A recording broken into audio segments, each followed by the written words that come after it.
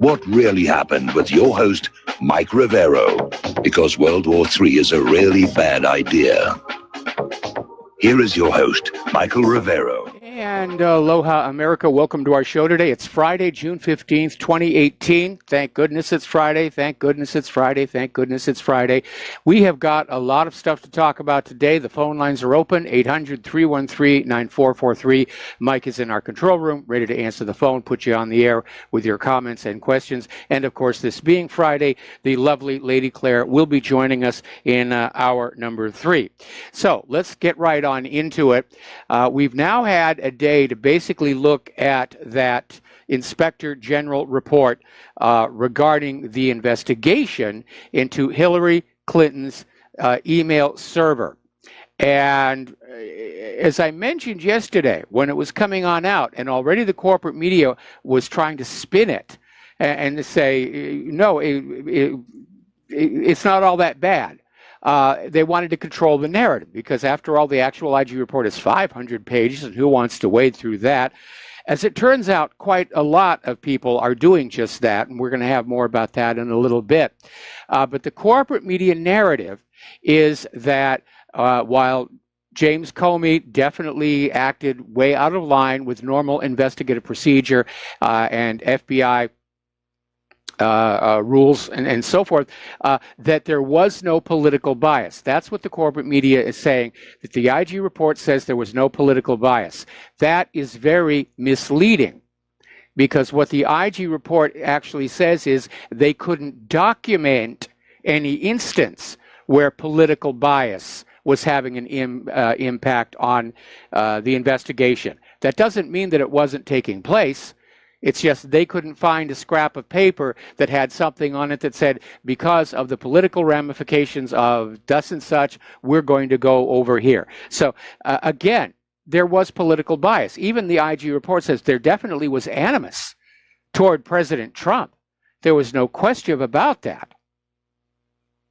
But what the IG report says is there's no paper trail proving they acted on the bias that the IG report says did exist.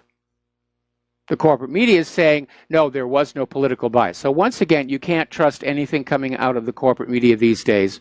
They're still trying to cover for Hillary and the liberals. So now, one of the interesting aspects here is that the emails, the FBI emails, wreck the official timeline of the Clinton investigation, because it confirms something that we had known a long time ago, that the decision to make sure that Hillary escaped from all of this was made long before she was even interviewed. And Tom Fitton over at Judicial Watch is out there saying, yes, absolutely, Comey decided or was told long ahead to let Hillary off. I don't think it was his decision. I think he was ordered, or he's blackmailed, or he was threatened. Now, as you know, Democrats have long complained that James Comey's reopening of the investigation into Hillary Clinton's emails in late October 2016 is what cost them the presidential election. But the report of the Department of Justice Inspector General shows the FBI may actually have neglected an investigation into the emails found on Anthony Weiner's laptop in an effort to stop Donald Trump from winning. The reason Comey reopened the investigation is he was being forced by prosecutors in the Southern District of New York. And apparently the FBI, working with the prosecutors in the Southern District of New York, knew as early as September 26th that his laptop had hundreds of thousands of emails, many of which were Clinton-related or State Department domains. And they informed the FBI in D.C. Nobody did anything. And the prosecutors in the Southern District of New York said, we're going to go public on this. And that's what forced Comey's hand. So they had the laptop. They had the emails that were on there. They didn't do anything with them. They were still pushing for Hillary Clinton to win. Now, here's where the giveaway that the fix was in right from the very, very beginning. The IG report is showing that even though there was an investigation into the handling of classified email, Hillary Clinton herself was never designated as a subject. In other words, it was never an investigation of Hillary Clinton. It was just an investigation of the email server and email procedures, as it were. This was a cover-up right from the beginning. Now, Donald Trump has finally broken silence on this. He's got the high ground right now, and he should take advantage of it. And he's out there saying Comey's conduct was criminal, and he was the ringleader of these obviously misbehaving FBI agents. And he says it'll be up to a court of law as to whether he goes to jail. But what he did was horrible in terms of the Constitution and the well-being of the country. I absolutely agree on that. We're going to do a shout-out now to our on-air affiliates who are just now rejoining our network. And something else Trump is saying is that if it gets any worse, if the scandal gets any worse, he may step in directly and get involved, meaning he's going to start firing people at the Department of Justice. And like I said, this IG report, while they're still protecting the real motivations and what was going on with Hillary's email server, it gives Donald Trump the ammunition. He's got the high ground. He should take advantage of it. If he ever had an opportunity to clean the swamp, even the corporate media is going to have a hard time protecting James Comey for behaving as badly as he did. He did behave badly. The IG report absolutely exonerates President Trump, that he was perfectly justified in firing James Comey. James Comey was not doing his job correctly. So, now, a lot of people are pointing out that this report undermines the basis for the Robert Mueller investigation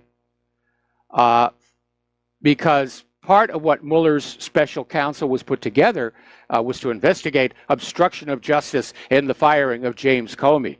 Well, that's gone. The IG report said Comey was just not doing his job. He was incompetent at best, corrupt at worst, and Trump was fully justified in firing him on the merits of his job performance only. So that part of Mueller's mandate, if you will, is now gone. And there's a lot more coming out of this IG report. And again, we were all hoping it was going to get back to the issue of espionage, but they didn't. But there's a lot of other stuff in there. Apparently, they found an FBI lawyer told a Bureau employee, "Viva la resistance," right after President Trump was elected. Yes, there obviously was bias. The IG report is saying there was a lot of bias. All they really said is they couldn't document that that bias influenced anybody, although looking from the outside, it certainly looks like it did. All this investigative effort on Donald Trump, they're still ignoring Hillary Clinton's pay for play. They're ignoring the fact that the Clinton Foundation doesn't actually qualify to be a 501c3.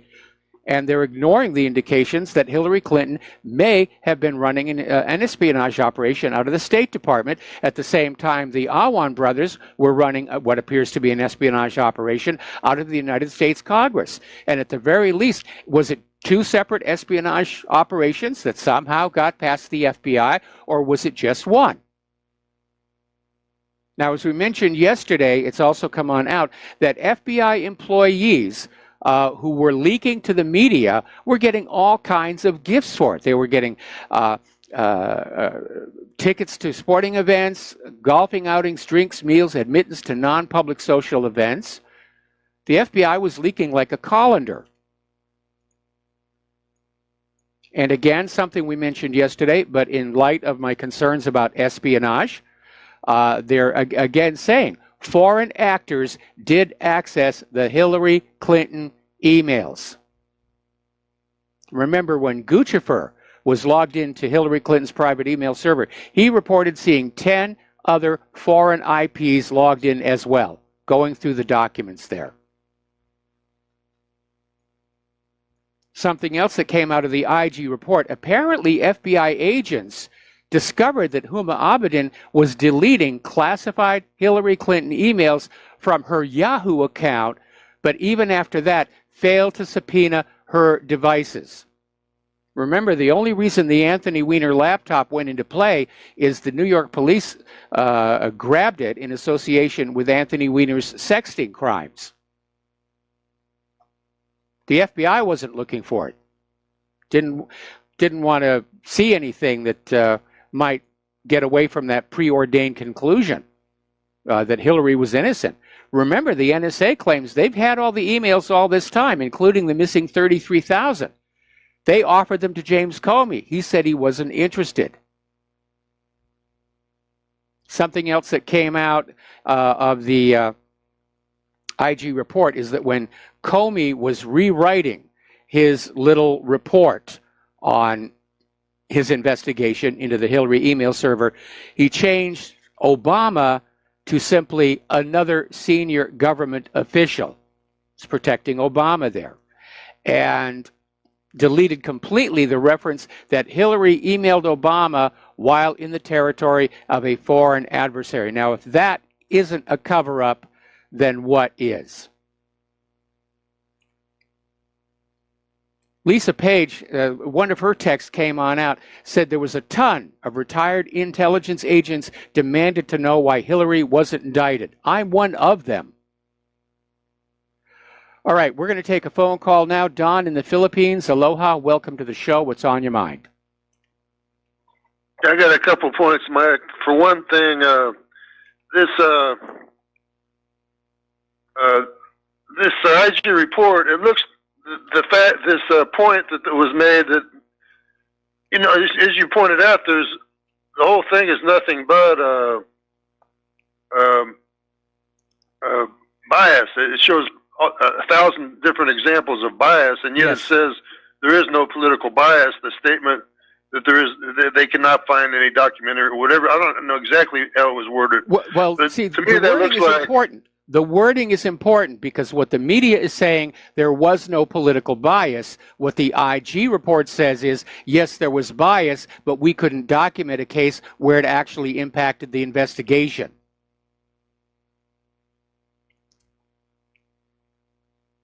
Okay.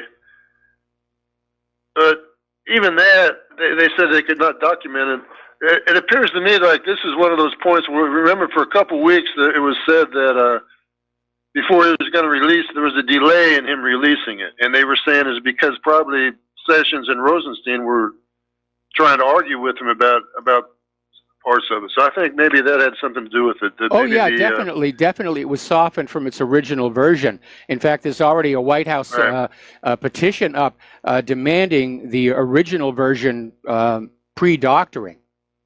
Because you're right. That would be good. Horowitz was under tremendous pressure to soften it in order to protect the image of the FBI and the Department of Justice. Well, I got a news flash for you people. Right now, the public image of the FBI and the Department of Justice is mud. Yeah. But one other completely different point I would like to make on these, I watch these snippets sometimes on Fox News on YouTube. And let's say they'll have some guy talking like one of the, let's say, for example, they'll have Trey Gowdy or Jim, one of these congressmen will be talking to about how nasty and dirty and crooked, for example, Comey is. Now, yes, at the same time, there'll be a split screen, and they'll show Comey walking around there looking, they'll show him looking at his best. They won't show him when he's looking really stupid. Or for example, Rosenstein. If it's Rosenstein, they'll show him. It's hard to make Rosenstein look good, but yes, at certain times, like when they'll show him taking the podium, looking at his very best. So the viewer that doesn't know the whole story, it appears that this guy, the congressman, is just complaining, whereas this other guy is above the fray and he's walking around totally calm, cool, collected, in control, and he's the boss of the situation, which isn't far from the truth, really. So that's all I wanted to say about it. I'll let you go, Mike. All right, thanks an awful lot. But again, that's the job of the corporate media, to keep spinning things for the power elite. And right now, even though Donald Trump is in the White House and the Republicans have a thin majority in Congress, that liberal democratic narcocracy is still the power. And right now, they are very much afraid. Because at some point, somebody who's getting outed and referred for prosecution is going to start talking and making a deal. And if if this whole can of worms gets ripped open, the U.S. federal government is simply not going to survive it. It's kind of ironic that tomorrow is the anniversary of the Watergate break-in, because this scandal that we're seeing start to reveal itself right now goes way beyond Watergate. And we have to keep digging, and we have to keep up the pressure. And I'm sure that a lot of people are hoping that we'll take the IG report and say, see, we've admitted some wrongs, and now this is all over and done with. It's in the past and it's history. No, it isn't. This is just a first step. This was a limited hangout, but there's enough meat in this limited hangout for us to say there's more out there, and we have to keep going.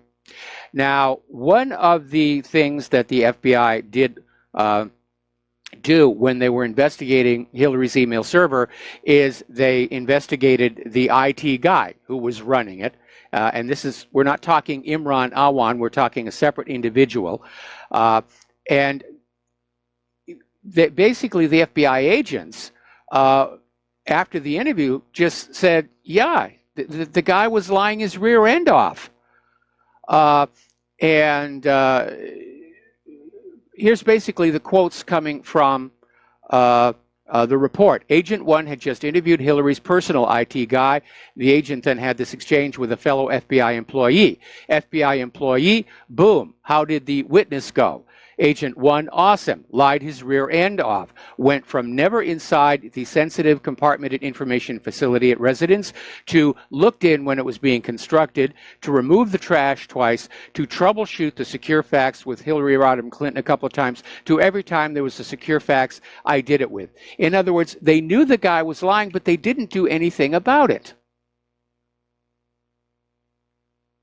Now, everybody now knows about Lisa Page and Peter Strzok, who were having a romantic affair while being married to other people. And they were texting back and forth with each other, clearly displaying their anti-Trump bias. You pull up. I'm sorry, where did that come from? Hello? Hello, who's on the line? I'm sorry. Sorry, Mike, this is... Sorry, Okay, I think we're having an issue with... Are you there? Okay, Dave in Missouri, yeah, what's on your mind? Hey, brother, I just wanted to kind of, to me, this whole thing with this IG report, I'm glad you started with that. I was pretty mad about it yesterday. I still am. It's hard to find a good side to this.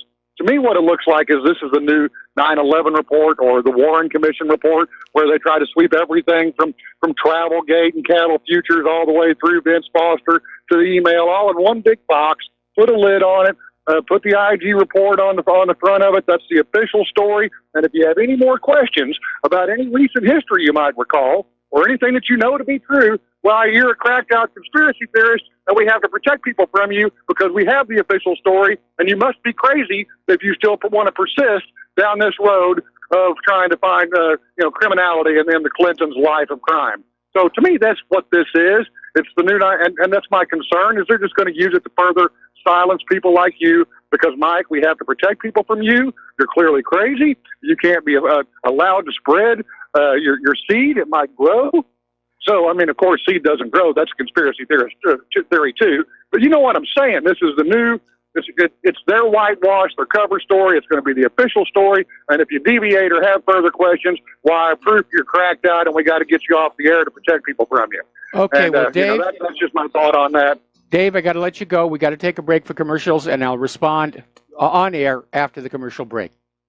And aloha, America. Welcome back to the show. Now, there is no question that this Inspector General report is very limited in scope. It doesn't purport to explain away everything. It's an investigation into an investigation, and it's a limited hangout. A lot of what is in that report is stuff that we in the independent media ferreted out and reported on going back over the last couple of months. Everything behind that is opaque. But the difference is we know it going right on in. Now, going on back to the Warren report, it took something like 30 years to reach the point where half of the American people understood there was a cover-up and a whitewash. Those days are gone. In the age of the internet and the independent media, the life cycle of a government cover-up can be clocked with an egg timer. So let's just turn that over. We'll get that one running right now. Yeah, I'm sure we're going to see the usual thing that anybody who thinks there's anything more behind the email investigation, like me, I think there's a question of espionage.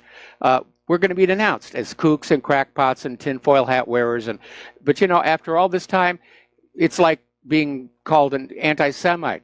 They've overused it. It's burned out. It doesn't work anymore. Let's take another phone call here. Peter in Los Angeles, aloha. Welcome to the show. What's on your mind? Hey, Michael.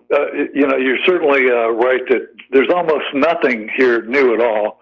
That alternative media, the free media, hasn't already figured out that you haven't talked about many times.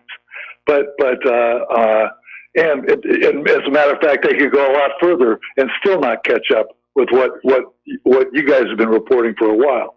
But I just wanted to draw a couple of dots and connect some lines to it.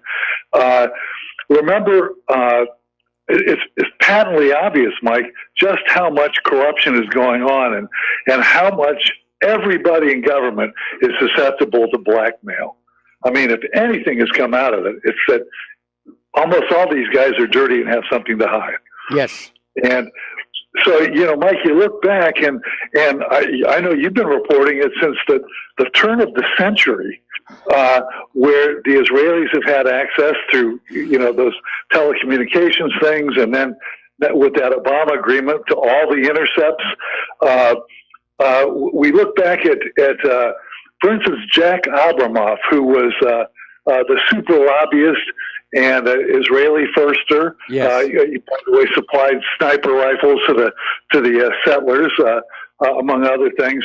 But he was passing along bribes and improper payments to everybody and passing that on to the Mossad. Then we have Debbie Wasserman Schultz, who is in charge of this Democratic spy situation, or whatever it was for Hillary Clinton. Now they're already getting all the intercepts. And let me give you one more.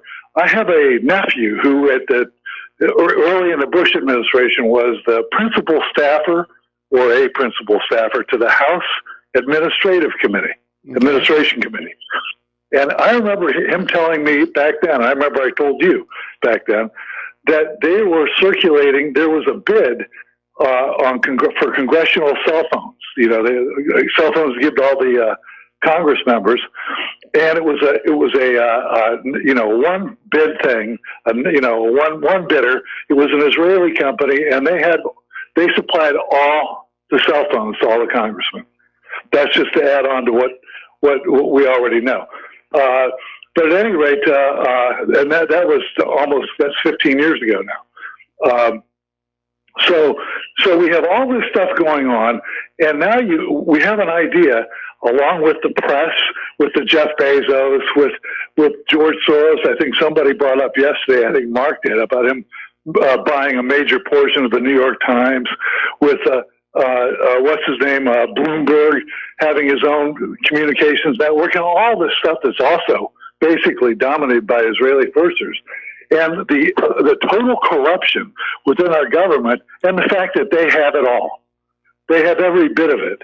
And then even with the thing with Manafort, Kelly, when Kelly was, charged with, colluding with the Russians, it was all about Israel. He was doing work on behalf of Israel, not the United States. And so that's just another aspect, but they're like ticks. They're like they brewed into every nook and cranny of the body politic and corrupted every bit of it. Yes. Well, I mean, it does seem like the entire swamp inside the Beltway is just this cross-connected Gordian knot of mutual blackmail and threats. And I've known people who sort of tangentially started to get involved in politics, and they were so disgusted by what they saw that they turned away. It's not a place for good, decent people. There have been a few exceptions like Cynthia McKinney and Ron Paul. But overall, Washington, D.C. has become a place that attracts people who are extremely greedy, power hungry, and sociopathic. And as a result, as Aaron Russo used to say on his documentaries, your average congressman would sell their own mother for $1. And that's absolutely true. And I got to tell you, that idea that Israel is supplying congressional cell phones, what idiot thought that that was a way to guard the security of our congressional communications? I mean, that really is dumb. Anyway, listen, Peter, we got to let you go. We got to take a commercial break. We'll be right back. And aloha, America. Welcome back to our show here. So getting on back to what's coming out from the IG report. As you know, Peter Strzok and Lisa Page were having a romantic relationship, even though they were both married to other people at the time. And they traded all these texts back and forth that show a very pronounced anti-Trump bias. And it turns out there was another pair of FBI staffers who were also having a romantic / sexual relationship who have not been identified other than by the names Agent 1 and Agent 5. They were also involved in the Clinton investigation. And they were in a relationship at the time. Now, in their case, they've since become married, which is just fine. But here's the point. We have these 4 agents who were involved in the Clinton email investigation who are basically Hillary groupies. And apparently at one point, 4 months before the election, one of the 4 FBI case agents working on the investigation addressed her as the president. Now that, I think, definitely indicates there was a bias. And when you have such a very obvious bias going on, it's impossible to say it wasn't influencing their behavior. And I know the IG report was saying they couldn't document where it did, but at this point, it's impossible to not see the bias in both the Department of Justice and the FBI. No investigation of pay for play, no investigation of Uranium One, no investigation of possible espionage involving that email server. And by the way, let's get on back to that. If there's one thing that comes out of this Inspector General's report, it's that the investigation into the Hillary Clinton's private email server was handled completely inappropriately and improperly. So that means we haven't had a real investigation of what could be a very serious national security issue.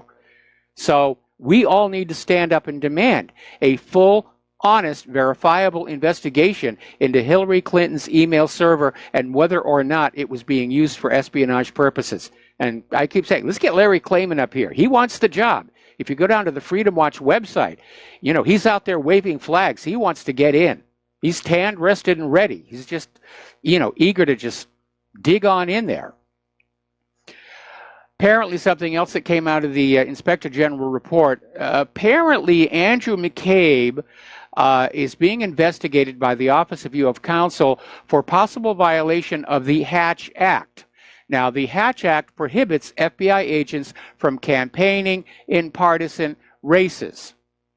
And this may be a problem because McCabe campaigned for his wife and was photographed with her and obviously supporting her. And it's a situation that probably the original drafters of the Hatch Act didn't conceive of. But it is an issue.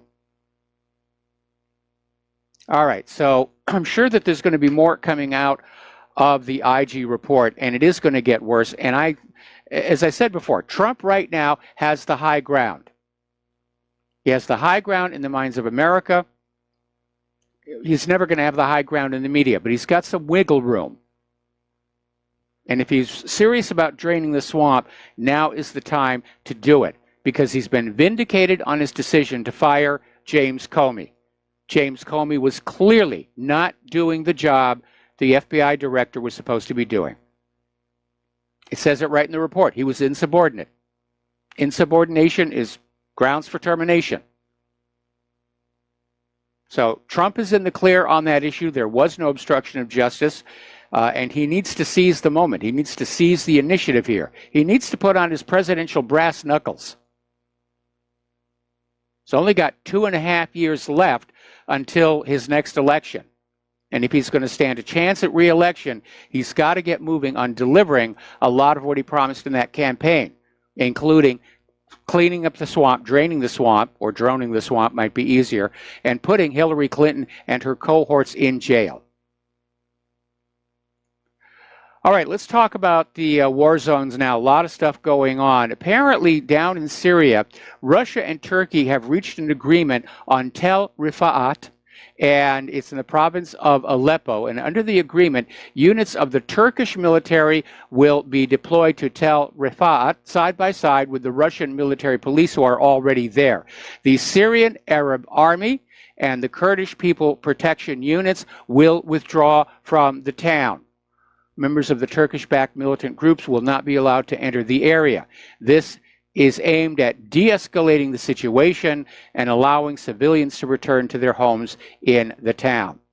Now, as you know, the other day, Saudi Arabia was doing bad things to the people of Yemen, and they bombed a just completed medical facility specifically designed to treat cholera, because Yemen is in the middle of the worst cholera outbreak pretty much in all of history.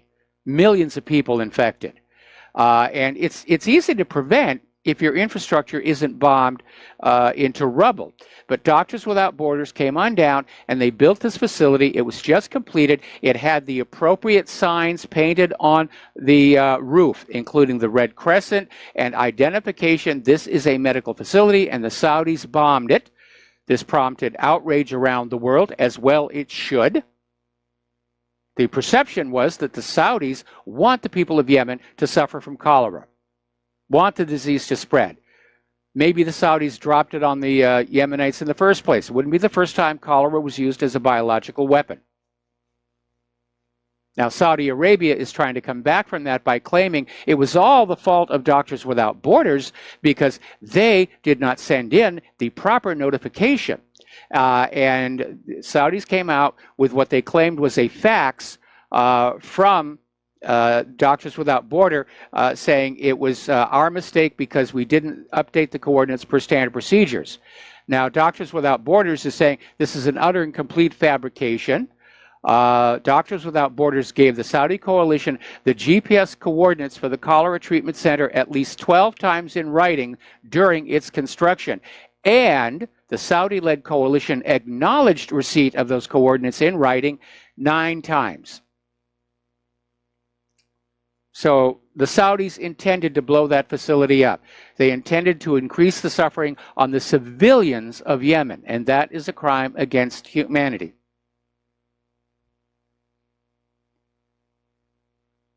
Up in Ukraine, things are getting very, very tense. We reported yesterday a lot of armor is heading from Kiev toward the eastern republics. Zakharenko is now calling up the Donetsk reserves. Donbass is gearing up for a full-scale Kiev offensive. They don't know when it's going to start, but it's going to start soon. Now, remember, there was a report that Kiev is going to justify this with a false flag attack that will kill a European Union commission supposedly touring the eastern Ukrainian republics to assess the humanitarian situation. So it may start with that. But everybody's just ready to go to war. You know, gosh darn it, we've worked hard for this world war. Let's just get it on already.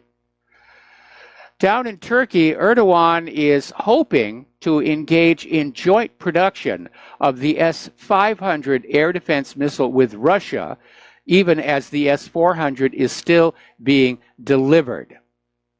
And it appears that the threat on sanctions for not buying the U.S. weapons did not work. I think Turkey, and indeed much of the rest of the world, is getting tired of the U.S. bullying. Do what we say or bad things will happen here. So let's get on down to Gaza, because those Gazan protesters are still at that fence. They're protesting for the right of return guaranteed to them by the United Nations and promised by Israel as a condition of Israel's membership in the United Nations. But as with many other promises made by Israel, it has been broken. So Israeli forces are continuing to use lethal force against Palestinian civilians who are just engaged in peaceful demonstrations. Apparently, the Israeli forces killed 4 civilians, including a child, and wounded 287 Palestinian civilians, including 43 children, 9 women, 3 journalists, and 4 paramedics. 8 of the wounded are in serious condition. In the West Bank, Israeli forces wounded an Israeli human rights defender and 9 Palestinian civilians, including a child. One of those wounded sustained serious wounds. Now, Israel is once again trying to shift the blame and say that the reason they're having to shoot the Gazans on the fence is they're aware of a massive plot to send incendiary kites and incendiary helium balloons, hundreds and hundreds of them, into Israel to try and burn up the country. That's the reason that they cut down that's the reason they claim they cut the supplies of helium to the Gaza hospitals. And yes, unfortunately, there have been a few of these kites, but who knows? Those may be done by agent provocateurs to give Israel that talking point. But overwhelmingly, the vast number of those people at that fence are not engaging in violence, and they're still being gunned down. Israel, I guess, is tired of the bad press, and Israel's Ministerial Committee for Legislation is expected to approve a draft bill this weekend that aims to ban the documentation of Israeli soldiers' maltreatment of Palestinians by human rights groups. The legislation will prohibit the documentation and distribution of any report about confrontations between Israeli soldiers and Palestinians with the intent either to harm national security or break the spirit of Israeli soldiers and inhabitants. This law was proposed by member of the Knesset Robert Ilitov of Israel Betenu, and it enjoys support from faction head Defense Minister Avigdor Lieberman and the Kulanu Party, headed by the Finance Minister Moshe Kalon. In other words, they're trying to basically cut Gaza off from the rest of the world by saying, human rights groups, if you dare take a video or a photo and put it out on the web, you are going to jail. And the prison sentences in this law range between 5 and 10 years. Now that's dictatorship right there on the face of it. When you shut down the right of the media or anybody to report factually on what's going on, you have entered into dictatorship. So don't you ever bother me by saying we have to support Israel because it's the only democracy in the Middle East. Not anymore. Now, as you know, over at the United Nations, Israel, and by extension the United States, have been taking a real beating after that General Council vote. And the U.S., via Nikki Haley, is still trying to act like the aggrieved party. How dare you? How dare you dare to dare to dare to dare? And now the United States is apparently considering pulling out of the United Nations Human Rights Council because the United Nations Human Rights Council keeps on insisting that Israel is violating the human rights of the Palestinians. And you can't say that. You're not allowed to say that. They can't say that, can they? Well, we're just going to take our ambassador and we're going to go home.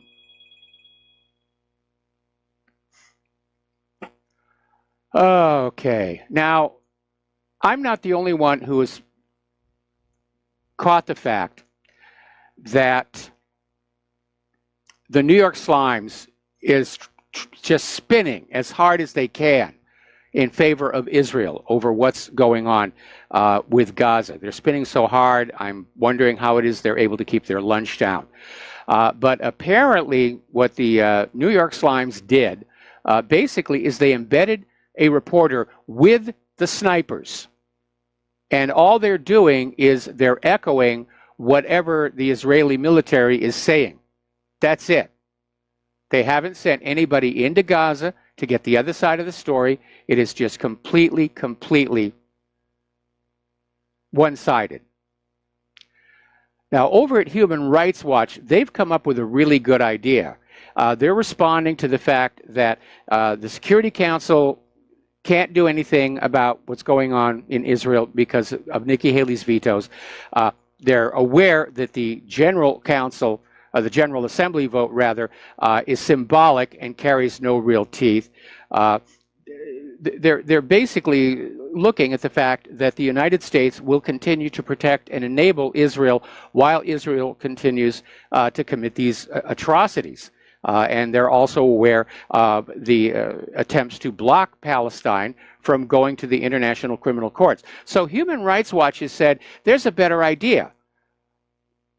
Start sanctioning Israel's leaders who are responsible for all of this.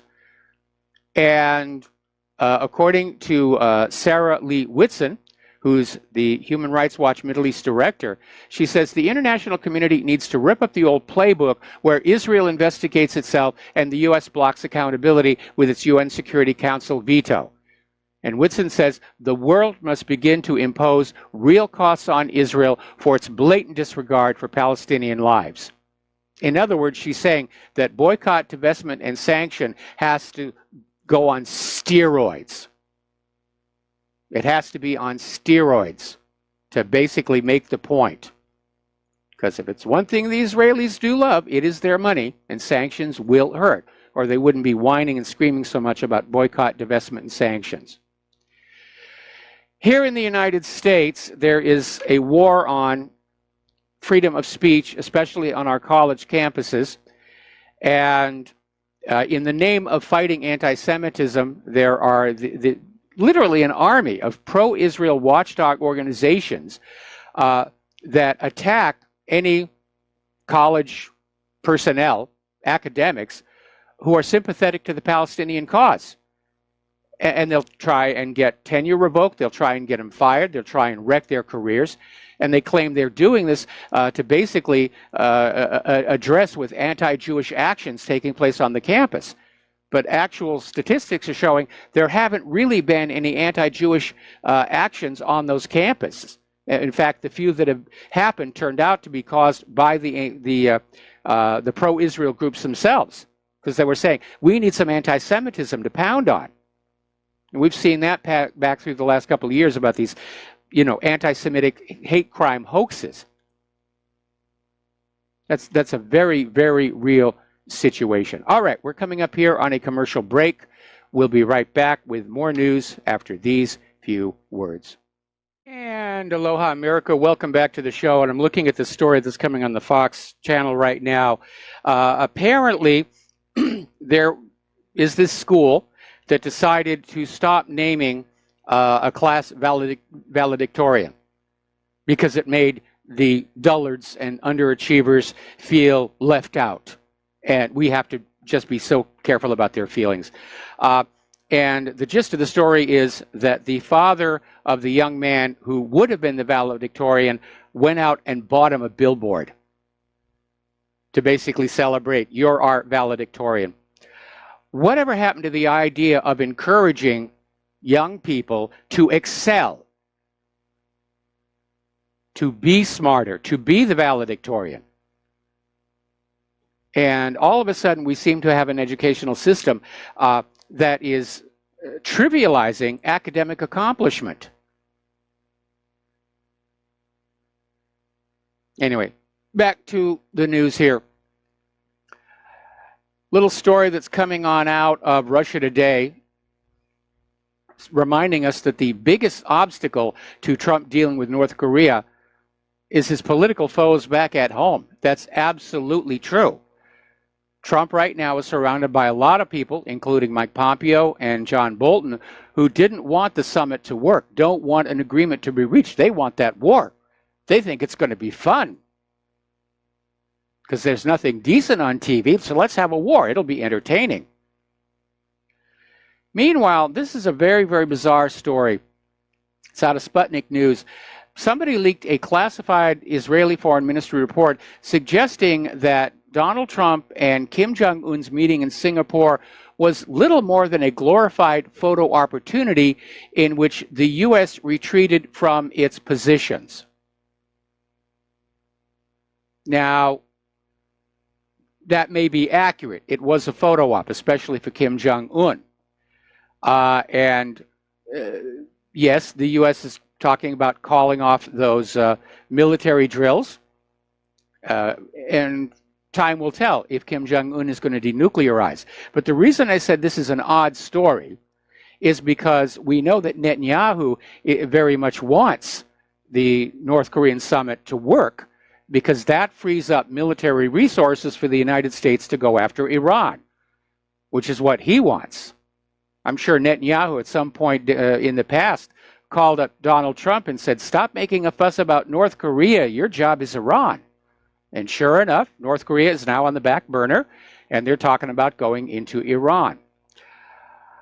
So apparently, a Democratic New York lawmaker named of Higgins is the latest Democrat to pull support for Nancy Pelosi, describing her as aloof, frenetic, and misguided.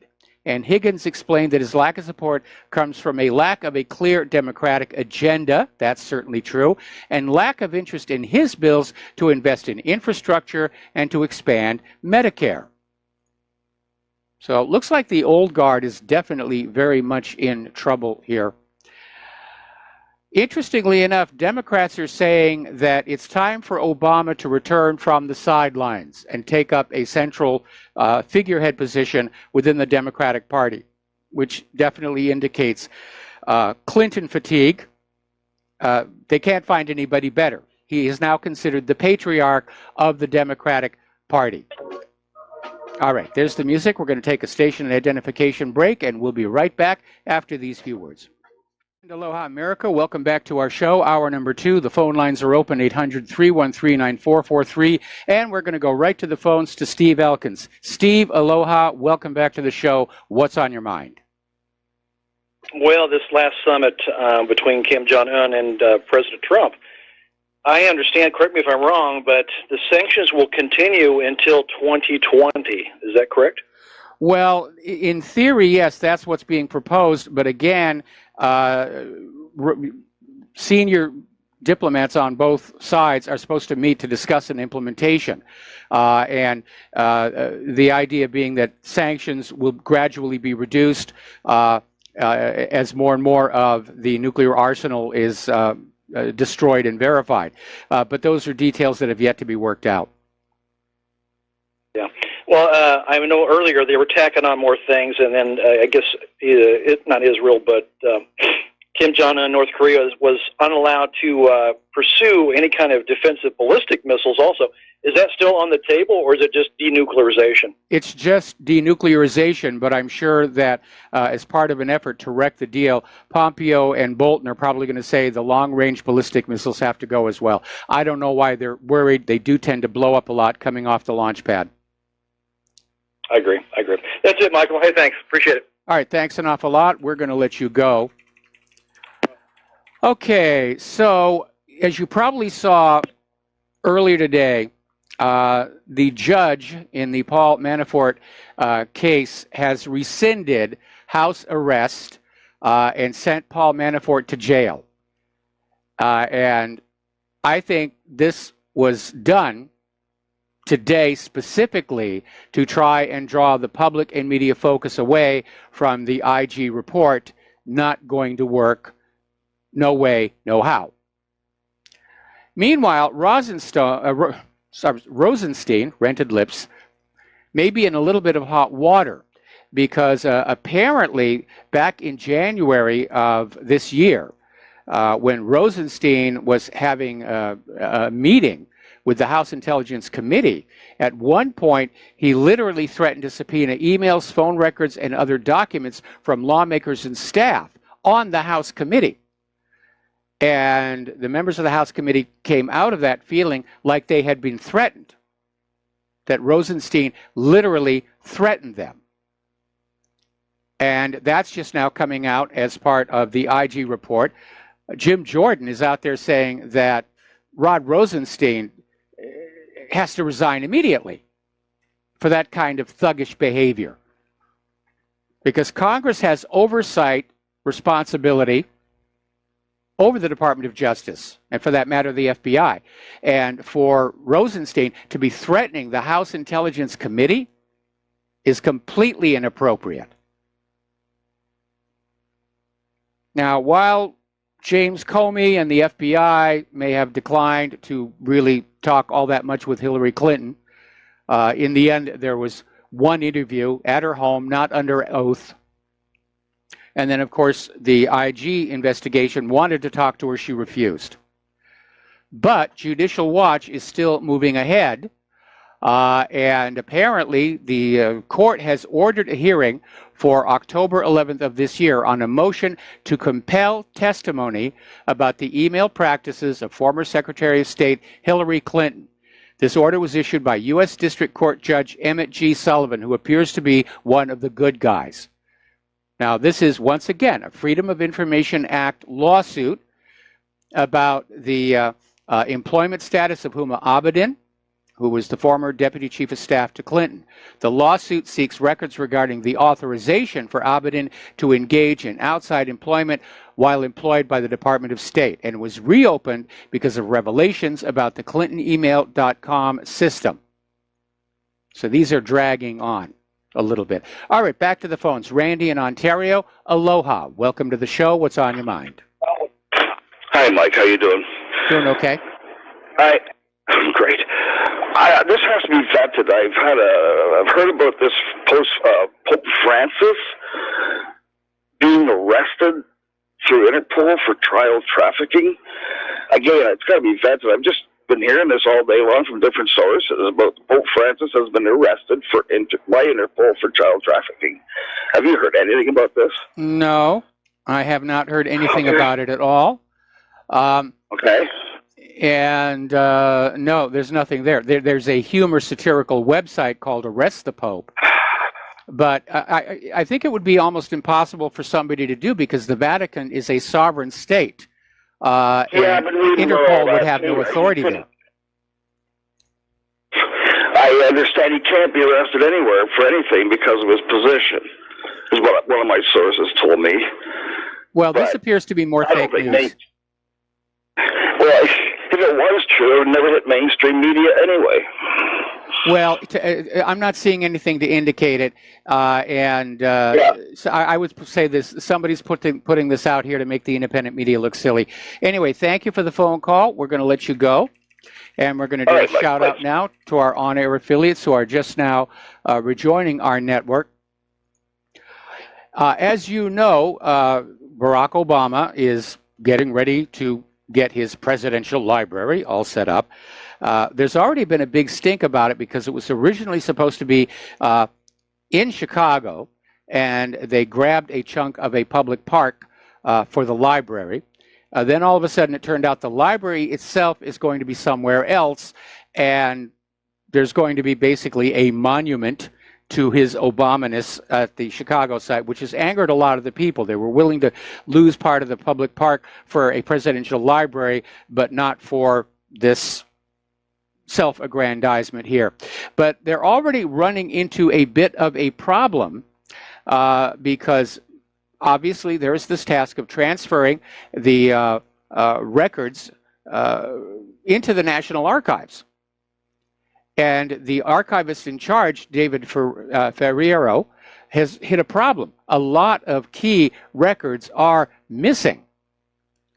Now, Ferriero has been driving a much-needed digital overhaul and expansion of the National Archives over the 9 years of his appointment to allow records to be searched much more efficiently and remotely, as well as access to the files themselves. But he's finding that a lot of key Obama and Secretary of State Hillary Clinton files are nowhere to be found. That rates a and it should be remembered that all of those files do not belong to Barack Obama or Hillary Clinton. They belong to the American people. All work product by all of these people, FBI, Department of Justice, whatever, belongs to the American people. And there are very strict rules about how it's to be handled and how it's to be protected. Representative Trey Gowdy is out there once again saying it's time for a second special counsel looking into what's been going on in the Department of Justice and the FBI. And he's absolutely right. We're way overdue on this one. So getting on back to Robert Mueller, he's having a really, really bad week, besides the revelations in the IG report. As you know, to try and make it look like he was on the trail of collusion between Trump and Russia, he issued a bunch of indictments for these Russian companies he claimed operated a propaganda troll farm, posting online materials to help Donald Trump. And he sat back with this idea that the accusation and the indictment would be fodder for the corporate media to say, oh, obviously there was collusion, because Mueller was expecting the Russians to stay in Russia. And to his shock, legal representation for these Russians has now shown up and said, we want the trial. And Mueller attempted to basically get this totally unprecedented blanket order over the evidence.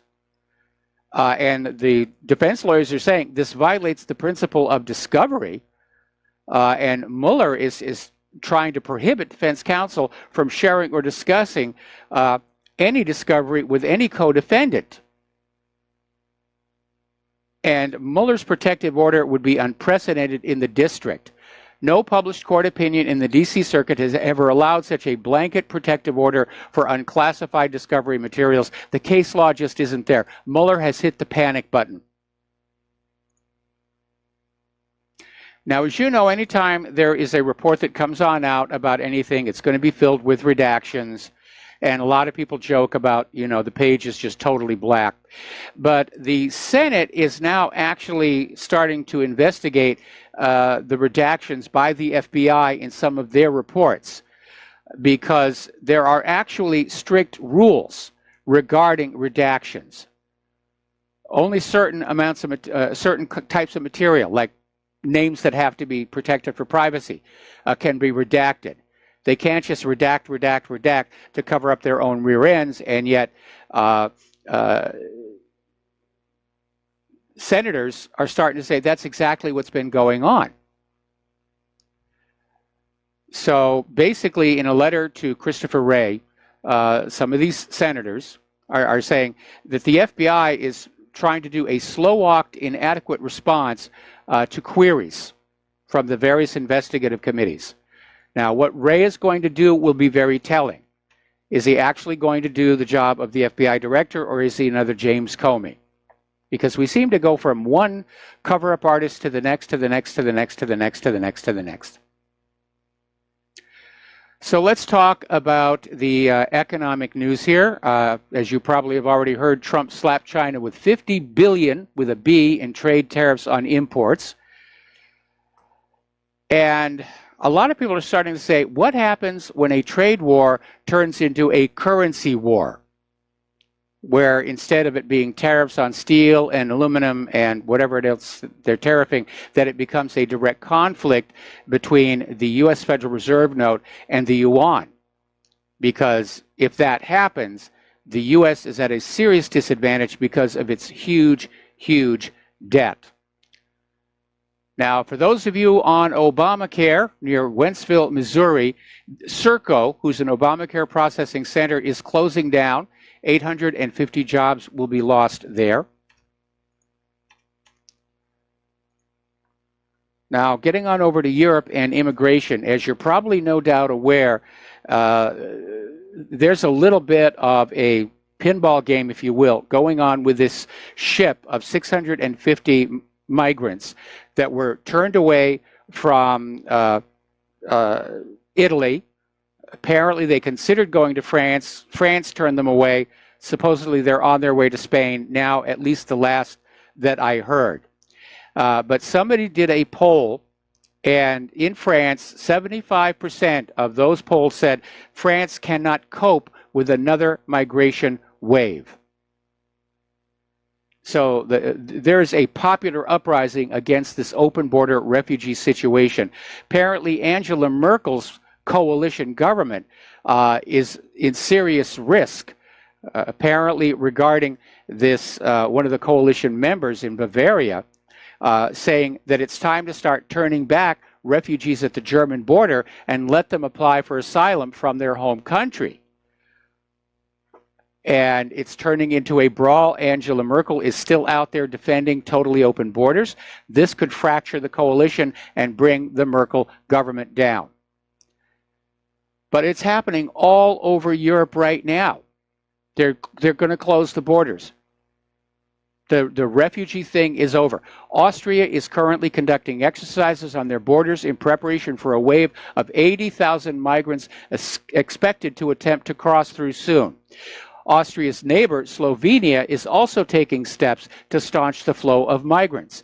Back in 2015, they began building a razor wire fence along their border with Croatia after Hungary closed its borders and 180,000 migrants were redirected through the country of only 2 million people. Hungary has been adamant since the beginning. They will not be taking in refugees and migrants. And Prime Minister Viktor Orban has defended his country's refusal. Poland is also refusing to take in migrants, right alongside Hungary. The Czech Republic, there's a strong anti-migrant sentiment in the Czech Republic, so strong, in fact, that a recent poll showed 94% of Czechs want to deport all the refugees, just send them back. Now, of course, as you know, Italy turned away that ship carrying 629 refugees, and their newly elected Interior Minister, Matteo Salvini, is keeping his campaign promises. And he denied permission for the humanitarian ship Aquarius to dock. It's called humanitarian. It's basically a ferry. Malta also refused to take in the ship. Now, Denmark is still allowing entrance to refugees, but they're trying to discourage it. They're trying to put impediments in the way. Now, by nature of geography, Greece has ended up with an overwhelming number of asylum seekers, and it was supposed to be a situation in which the migrants would be accepted into Greece, processed, then sent somewhere else across the EU based on quotas. But a lot of the migrants, like Greece, they're actually refusing to leave. And this is leading to hard feelings among the Greeks, who are still struggling after the economic collapse of their country. And let's see, I think we already mentioned Slovakia.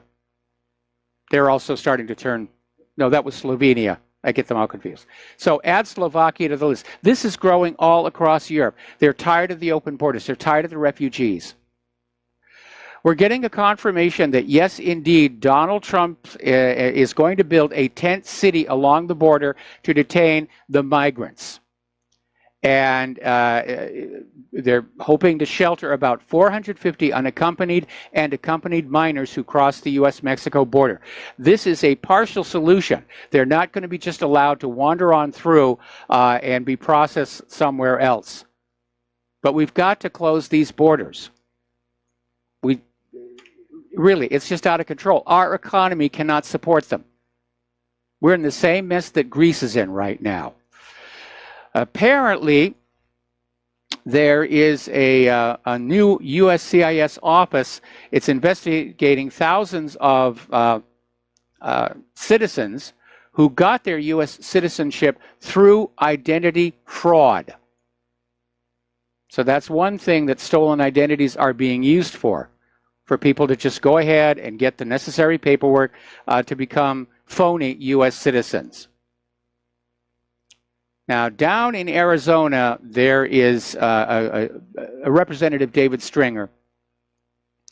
And he's under fire right now. He's being called racist and all the other things by the open border people by saying that there are so many refugees and migrants in Arizona. He quipped, there aren't enough white kids to go around in the state schools now. But what he's saying is the demographics of Arizona are under threat. And he's saying in just 10 years, the demographics of the United States and Arizona will be different. It'll be a different country. And it'll be reflected in the voter base. Now, somebody leaked a copy of Paul Ryan's GOP amnesty deal, and it is the biggest amnesty scheme in U.S. history.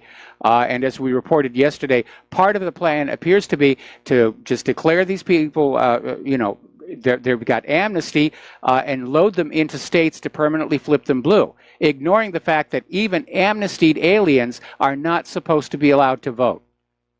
They're literally stealing our country out from under us, and they're giving it away to people who should not be here at all. And some people are getting fed up with it because apparently Representative Stephen King, in an interview with Breitbart News, is saying that House Republicans are considering removing House Speaker Paul Ryan via a motion to vacate the chair, which would force a no-confidence vote. And this is because of Ryan's continuing efforts to undermine President Donald Trump's agenda. And I agree, that would be great if the House could do that.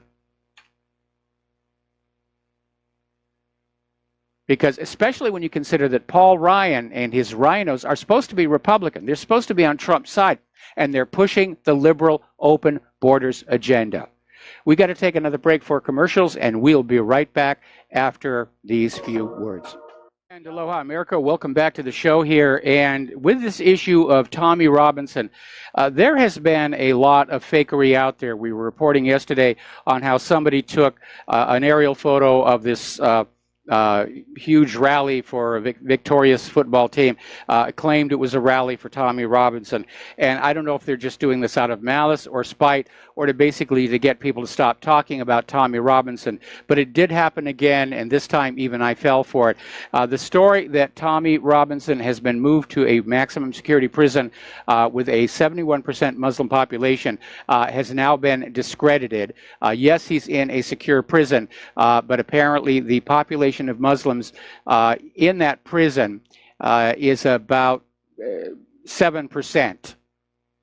So again, I don't know why they're putting this information out there to basically call into the question the entire issue and maybe get people to say, I don't want to go near it anymore. I don't want to be made a fool of anymore.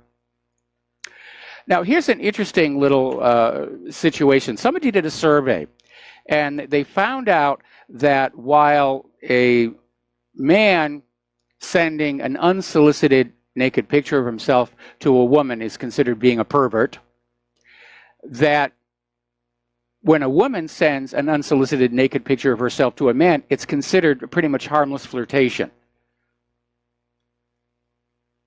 So there's a bias and there's a double standard in this. And, you know, you can't have it both ways. If it's perversion when the guy does it, it's perversion when the girl does it. And if it's just harmless flirtation, let's just go with it. I tend to go with the harmless flirtation.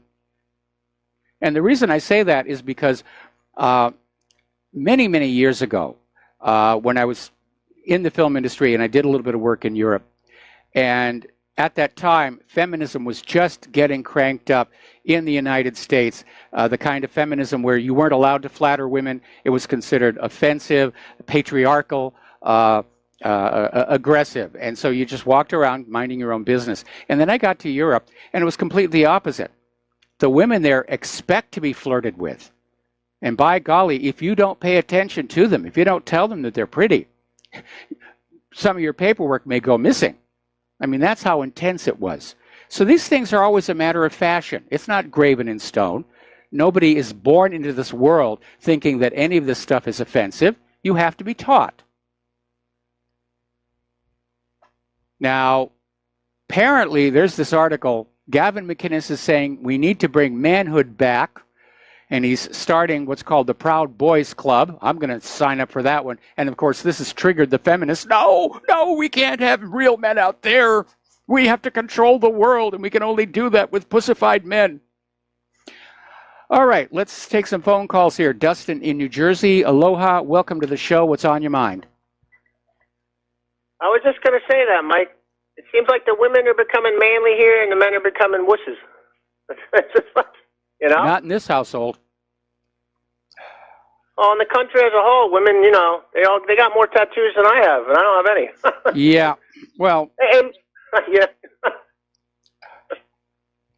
Hey, Mike, on the soccer game, the Russia, I don't know if you talked about that. Yes, Russia beat Saudi Arabia 5-0, and I was surprised because Saudi Arabia is good at cutting people's heads off and kicking their heads around. You would think they'd be better at soccer. Well, see, that's the problem. The soccer balls are perfectly round. They're not used to it. And then speaking about Russia, Mike, I don't know if you talked about this either, about the Navy's on, they put it on alert off the Ukrainian coast in case they try to pull something, because I don't think Putin's going to fall for this twice. Yeah, it looks like something big's about to break up in Ukraine. The indicators are all there. I don't think they hauled all that hardware across Ukraine just for the fun of it. And then I wanted to talk, I go on Zero Head July. I don't know if a lot of your listeners do, but I find in the message boards, I really hate, it just, everybody's angry at China. Like it's their fault that we're in this situation, or it's the world. People are blaming the world, or China is ripping the world off, or the world is ripping us off. We've been ripping people off. Don't throw stones when you live in a glass house. 30 years of war, $15 trillion. What do we have to show for it? Like I said yesterday, we dug our own ditch, man, and Yeah, we did, and a lot of people know that. And this attempt to demonize and blame China feels like an organized propaganda campaign to me to try and shout down critics of Donald Trump's trade war. By China deserves it. China's doing that. You're going to see this no matter what goes on. The other side is going to get demonized. Because that's all the United States has left right now is its self-image, and that's rapidly eroding.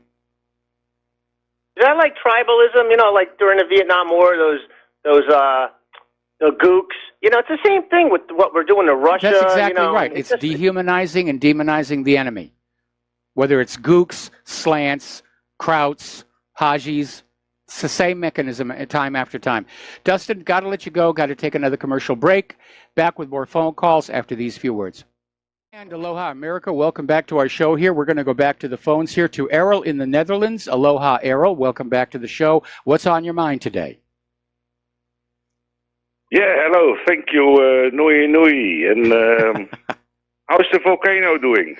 It's still volcanoing out there, and no indications of when it's going to stop. Okay. Anyways, I like Dustin from New Jersey. He's a great guy, and he calls a lot in. So I like him. I see very negative posts on the YouTube chat, but let him call in. He's a great guy. Anyways, China. I want to talk about the trade. I see now a headline here, and it says China.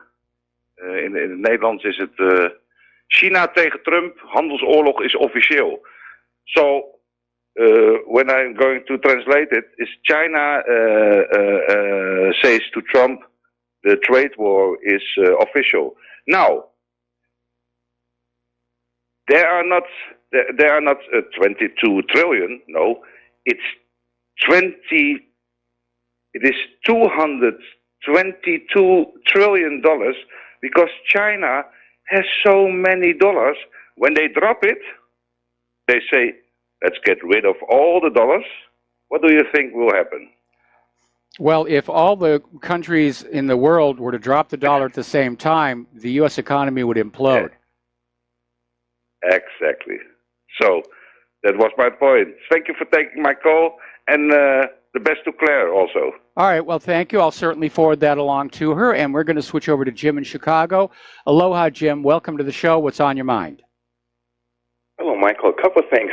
You mentioned about the Obama Library, It was reported yesterday that the governor of Illinois will be giving $176 million to improve the roads around the library site. And I said to myself, number one, Illinois is broke. Number two, you're going to be displacing a lot of people. And number three, if you can find money to fix the roads around the library, why can't you find money to improve the school, the homeless, and other things? I agree, especially when it turns out that that edifice they're going to build there in Illinois isn't actually going to be the library. I forget where it's actually going to be, but it's going to be someplace else. Now, I heard it was going to be in New York City. Could very well be. Could very well be. Right. There was a running gag that he was going to... There was a running gag that he was going to actually have it out here on the islands of Hawaii to make it more difficult for researchers to come on out and go through the papers. Jesus. And the final thing, Michael, I am very much anti-illegal immigration. But the one thing that disturbs me, granted, a lot of the kids cross the border with their parents. The thing that really disturbs me is when you separate the children from the parents. I have a hard time with that. I do too. And I think it was meant to act as a deterrent. Don't come across the border, you might lose your children. But apparently from the numbers, it hasn't really worked. And so we need to stop doing that, and we need to find something that actually does work. And what's going to work is simply stopping them at the border and turning them right around. And start to enforce Title VIII.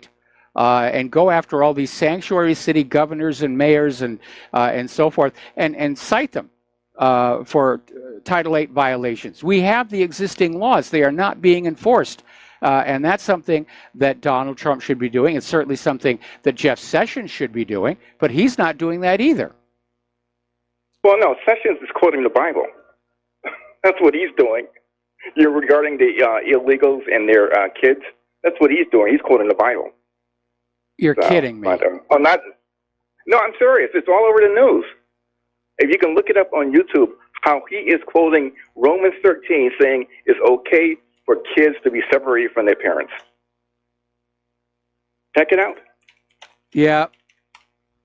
There it is. Yeah. Well, first of all, that right there is a violation of the First Amendment, or the intent of the First Amendment. Right. Which is we are not a government based on religion. We need to be a government that's based on common sense. Common sense has become an endangered species in our society, I think. Right. And well, not only that, though, by reading Romans 13, which I did do, it doesn't even talk about separating kids. I'm pretty sure Lady Claire can verify that when she comes on. Okay. So I'll let you go, Michael. Have a nice weekend. All right. Thanks an awful lot. The phone lines are open, 800-313-9443. Getting on back to the news here. Over in New York, Andrew Cuomo is pushing a bill to make it even easier to take away people's guns rights. And this has to do with that new concept of the red flag. And this bill, which still needs to be approved by the state Senate, allows a wide range of people to seek these what are called GVROs. This includes police officers, prosecutors, family, household members, school employees such as guidance counselors, teachers, coaches, and administrators. It allows the judge to issue a temporary GVRO if he determines there's probable cause to believe the respondent is likely to engage in conduct that would result in serious harm to himself or others. That is a very, very low threshold. And simply showing on up and pounding on the door and say, give us your guns, that could trigger somebody. And when you look at the issue of these mass shootings triggered by prescription psychiatric medication, they often occur with no warning. I mean, after the fact, they'll say, oh, we should have known. We think there were some signs there. Getting on to our volcano, we've had another record 500 earthquakes hit the Kilauea volcano in a single 24-hour period. One of them hit 5.3 on the Richter scale. And the good news here is that Trump has now approved disaster aid for our big island, including federal emergency housing aid and other relief for victims of this now 6-week-old Kilauea eruption. Some 700 plus homes have been destroyed. and an estimated 2,800 residents have lost their homes or have been forced from their dwellings under evacuation orders. I saw some interesting pictures of homes where the lava just literally came up to the back of it and stopped, and the house is still there. Might be a little hard getting in and out of it for a while here. Interesting little article, this coming out of Natural News, which is starting to sort of take on social media and its censorship.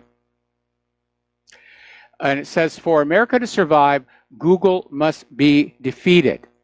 And they're pointing out how the radical left, the liberals, which now control these tech giants, they can't win any debate or election based on facts or logic. So what they're doing is they're resorting to brazen censorship to silence all opposing views in the hopes of dominating the culture by cheating. And these so-called activists want the playing field to be permanently tilted in favor of their politically correct worldview so that democratic outcomes like the 2016 presidential election can never happen again. This is coming from Representative Kevin McCarthy of California. And he says, censorship like this undermines public discourse and trust in our institutions, and it's likely to get worse before it gets better. And he's absolutely right. The liberals have taken over social media. They're now trying to basically block any but their own view from getting on out there. That's very un-American. It's very opposite the First Amendment. But we may be on the edge of a pushback on that as well, because believe it or not, Facebook is seeing a major drop in people using it for news. Now, people are still using Facebook to find hot dates or talk about their vacations and the rest of it. But in terms of the reading of the news, it's fallen something, hang on, let me look for the actual numbers. It's 9 percentage points in the United States, 20 points with other younger groups. The use of Facebook for news in Brazil has fallen to 52%. That's a 17-point change. So, Zuck, when you start thinking you're the big corporate media and you start censoring content like the big corporate media, you're going to start seeing the audience troubles that the big corporate media have right now. Their numbers are not good either. More people are watching Nickelodeon than watch CNN. Now, Bill Ottman has founded a new social media platform called Minds, and he's basically looking to challenge Facebook, Instagram, and other social media companies with his new platform. And we need to get off of Facebook and Twitter and go to these new platforms and start giving them our business and looking at their ads so that they can do some revenue. Meanwhile, Vladimir Putin has stated that he wants Russia to become a top 5 tech power, a digital superpower, if you will, by 2024. He wants Russia to be up there building supercomputers and other electronics. Now, a lot of people are wondering what's going on with Julian Assange, because there's almost a silence around him. He's been isolated in the Ecuadorian embassy. Part of the problem is that Rafael Correa, the former president of Ecuador, is the one who granted Julian political refuge and citizenship. And he's out there saying now that what they're doing to Julian now, keeping him isolated, virtually amounts to torture.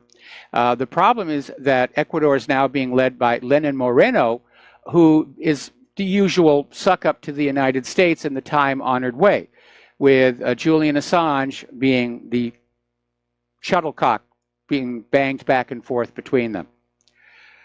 Now, as you know, there's been a bit of a kerfuffle over the issue of the so-called self-driving cars, to the point where now the manufacturers of these vehicles are being told they can't use that term any longer, because there have been several high-profile accidents where the cars in autopilot mode are banging into things, in one case killing people.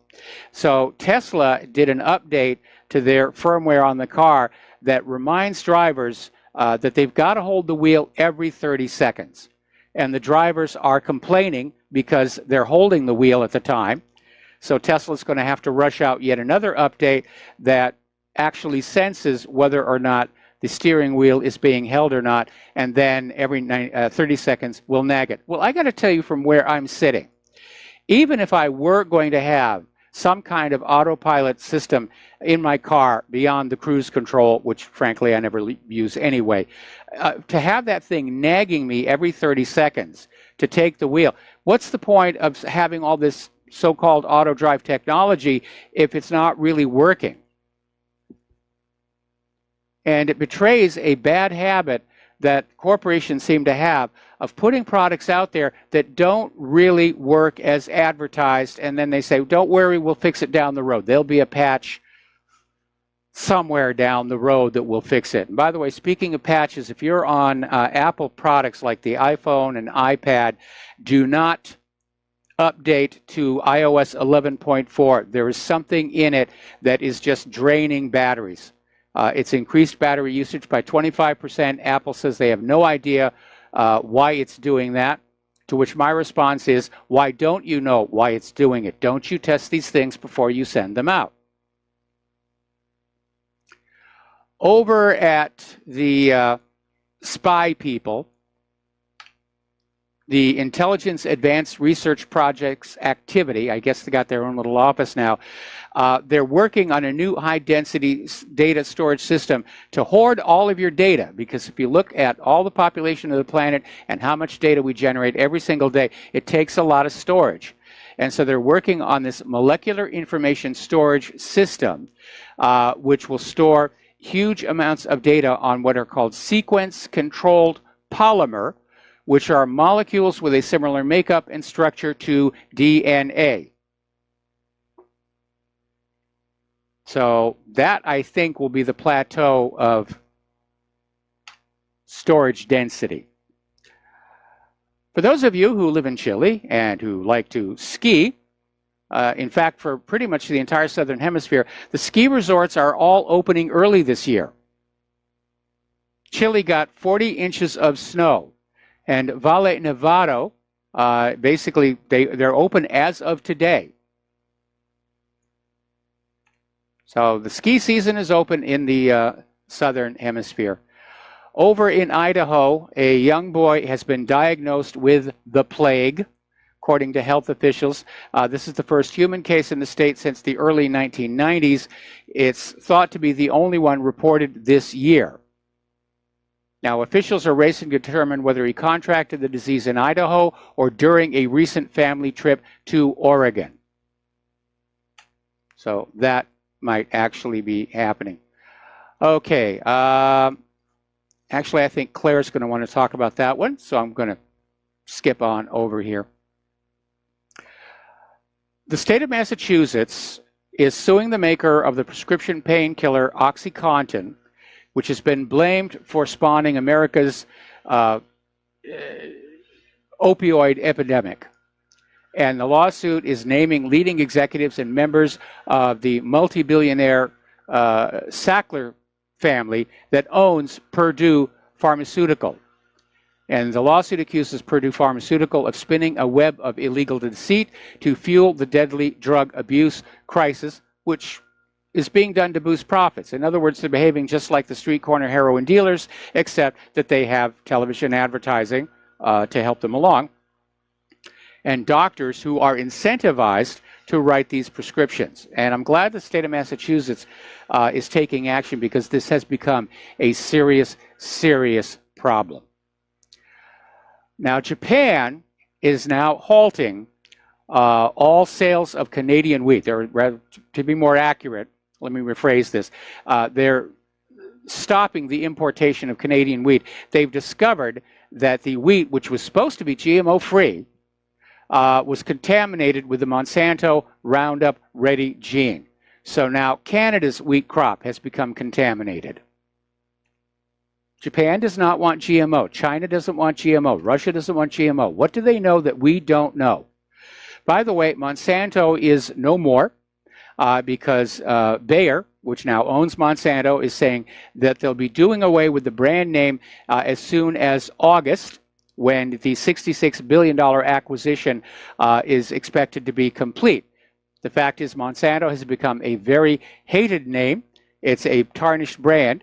So I understand what they're going to do is instead of calling it Monsanto, they're going to call it Warm Fluffy Kittens in the hope that that will improve the public image and acceptance of the product line here. All right, we're going to take a break here for commercials. We'll be back with another segment followed by the lovely Lady Claire. We'll be right back. And aloha, America. Welcome back to our show. We're going to take a phone call from Dan in Canada. Aloha, Dan. Welcome to the show. What's on your mind? Aloha, Mike. I just wanted to mention there was a caller a week before last. I think his name was John from Ireland. And he was a great caller. And he mentioned talking a lot about Hamas.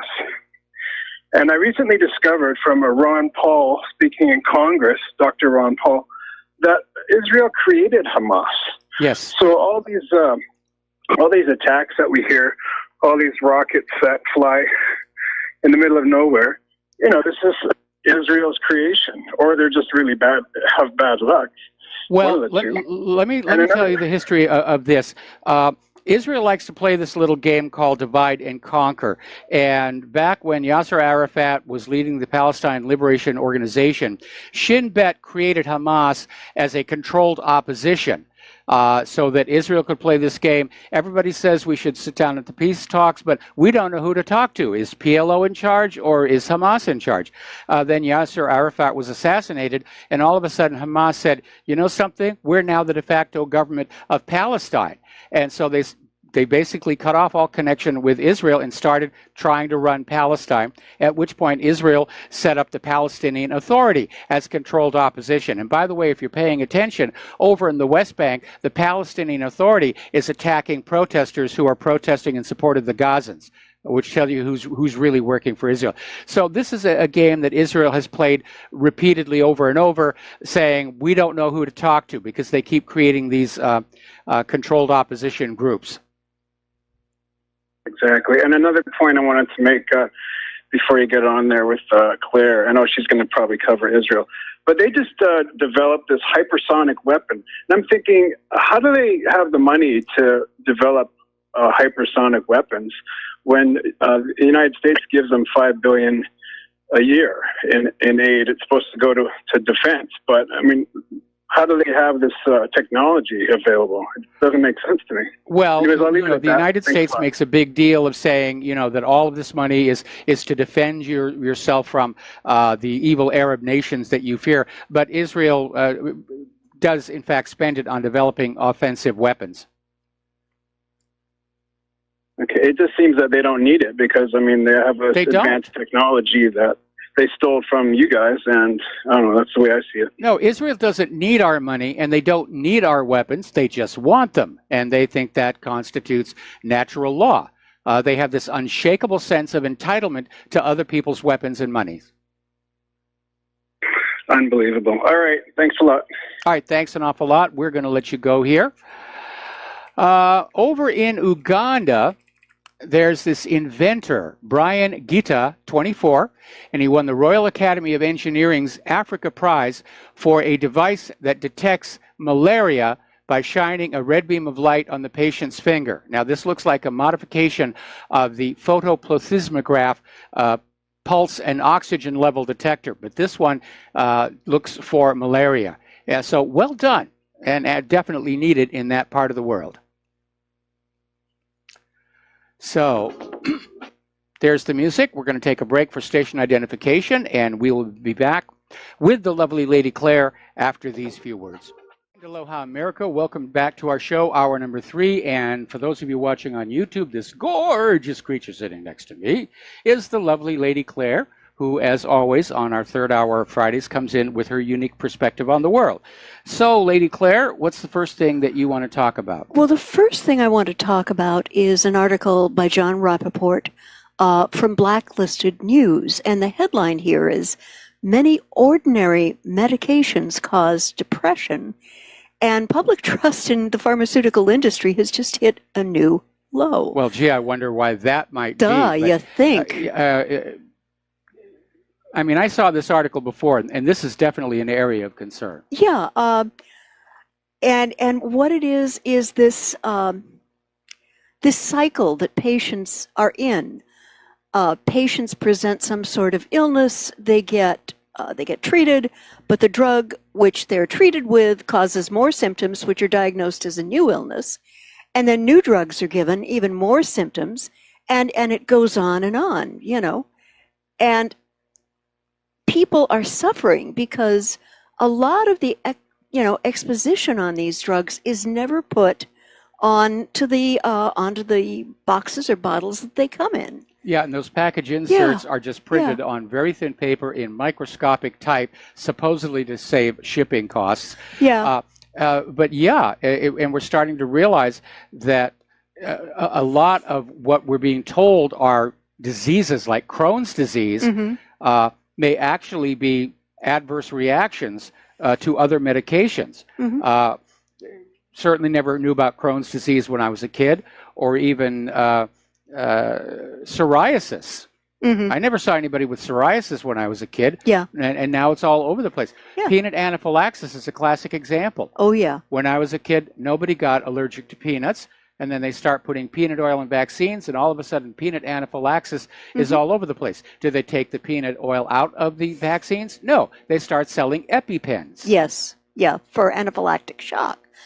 And Yahoo News covered the story. 1/3 of Americans are taking prescription and over-the-counter drugs such as birth control pills, antacids, common heart medications that may raise the risk of depression.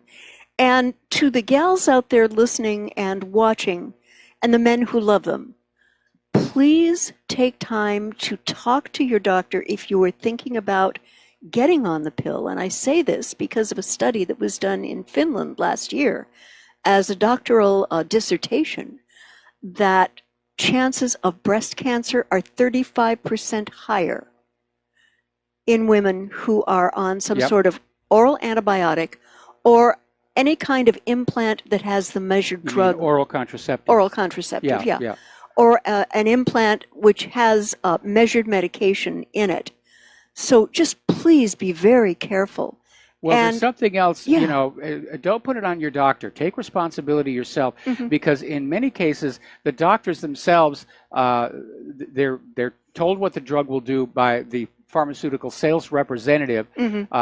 They may not have the time to read all of those package inserts, and they may not even really care. They may be completely unaware of the adverse effects of the medication. So you're going to have to take it upon yourself. And there are online resources, including the FDA's own website, where you can research the medication, research its contraindications. But this idea that common medications are causing depression, do they fix the medications? No. They sell you antidepressants. And then you go on out and you shoot down a blimp or something. And the antidepressants, interestingly enough, are the only drug class that carries an explicit warning called a black box warning of suicide risk. But it's really, really tiny. Yeah, absolutely. I'd like to go on now to what is happening with Americans who are, let's say, underemployed, struggling with IRS debt. And so the IRS has now contracted private debt collection companies, and they're crushing poor American taxpayers. Now, they implemented this private debt collection, the PDC, in 2017. And apparently, to a researcher in this field, low-income taxpayers whose debts are assigned to private collection agencies are being locked into debt servicing installment plans they just can't afford, as many of them are unable to cover even basic living expenses. Now, that was a result which was reached on the 6th of June by a researcher named Olson, and who documented that 43% of taxpayers assigned to PCAs via the IRS had an income lower than their allowable living expenses. I mean, and if you've ever dealt with a private debt collection company, you know just how completely nasty they can be. Yes. And I think that the IRS was rather thuggish in their decision to use private tax collectors. No, I think it's more significant than that. I think the issue here is if they're going to this step, it's telling us that the reality is there is a huge non-compliance problem. Yeah. That contrary to all the talk about record tax collections and everything, I think there's a problem. The American people have run out of money. Okay? I'm sure that most Americans don't want to get hassled. They'd like to be able to pay their taxes. They simply don't. Yeah. They have to make a choice. Yeah. Do I pay taxes or do I pay the rent and do I buy food? Yeah. And people are having to make that hard choice. Right. All right, we're going to do a shout out now to our on-air affiliates who are rejoining our network. And back to you, Claire. Okay. Yeah, I think you're absolutely right in terms of the non-compliance. And I love the names of the 4 private companies participating in the program: CBE Group, Conserve of Fairport, Performant of Livermore, California, and the one I love the best, Pioneer of Horseheads in New York. Well, you get the reference, right? Yes. Yes, Yeah, I okay. do. I do. And there has been some very interesting and disturbing data coming from that shooting last fall at the Mandalay Bay. All of a sudden, now the Las Vegas Police Department has been dumping a lot of information, trying to muddy the waters here, but apparently there is a new video which is showing Vegas shooting strike team being told to turn off their body cameras. Mike, why? Well, obviously, they didn't want a record of what was actually going on in that room that they entered. And one of the other revelations that came on out since then is that Stephen Paddock was not, in fact, alone in that room. There were 2 women with him. Yeah. So this was obviously a setup. Maybe the 2 women were used to lure Stephen Paddock to that room. It's possible, to set him up as the patsy. Yeah. Yeah. But it's very obvious it was another one of these staged operations. Yeah. There was another report that came out the other day about yet another location where gunshots were being fired. Yeah. Other than the Mandalay Bay. Right, right. And apparently, with these couple of videos, an officer repeats, "Camera is off." And that is how each video ends. That's more than a little disturbing. Yes. You know, apparently Las Vegas Journal has reported it wasn't clear when or why the cameras were activated. One video is 18 minutes long, one is 20 minutes, and the 2 others are just over a minute each.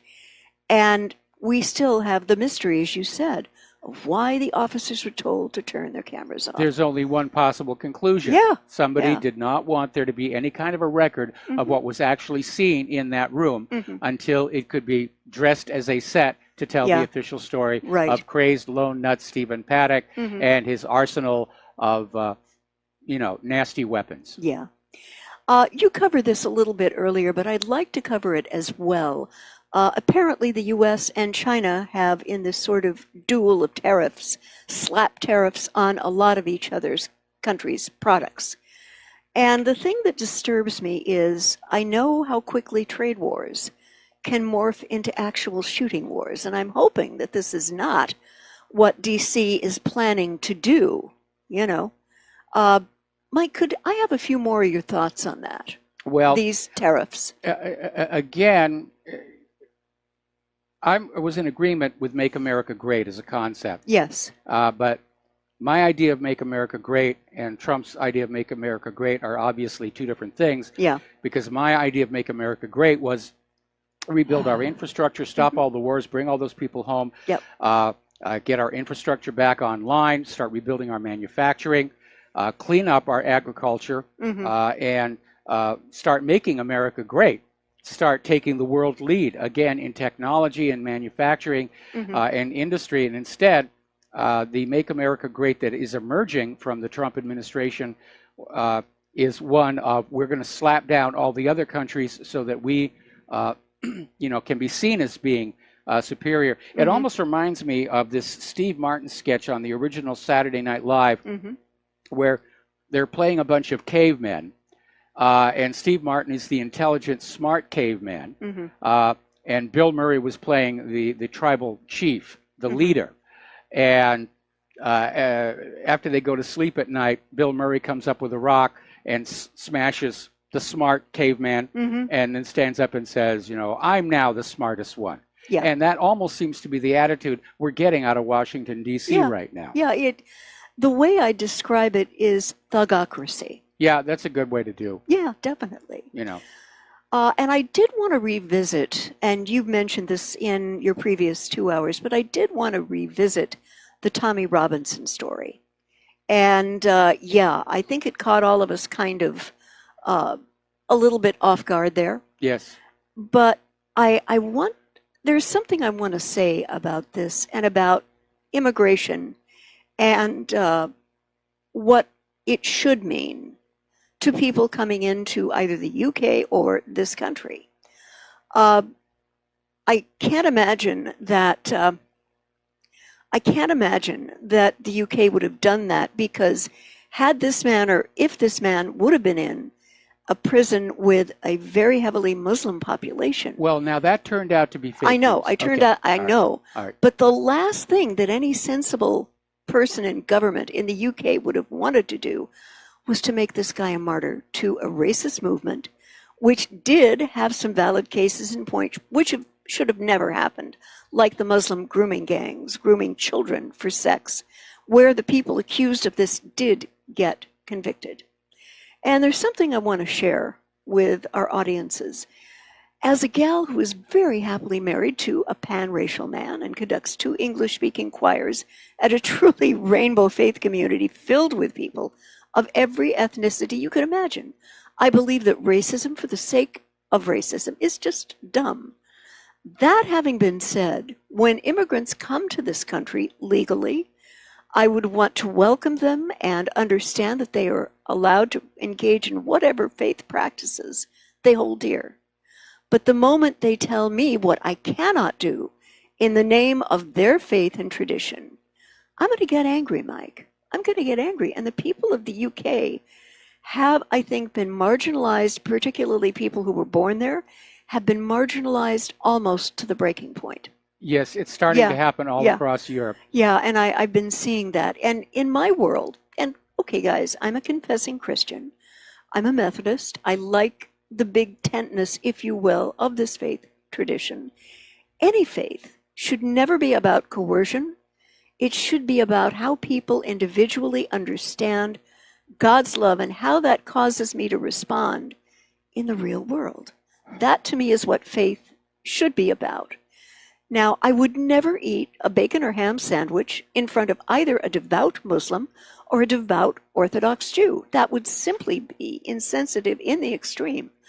But the minute someone tells me I can't eat bacon in my own home, there is the moment where I would dive for a copy of the Constitution and Bill of Rights and ask politely that that person read them right there in front of me to understand that they are not legally allowed to force me not to eat bacon in private. And she loves bacon. I love Take bacon. It from me. I don't eat a lot of it because I know it's you want nasty. To clear your throat?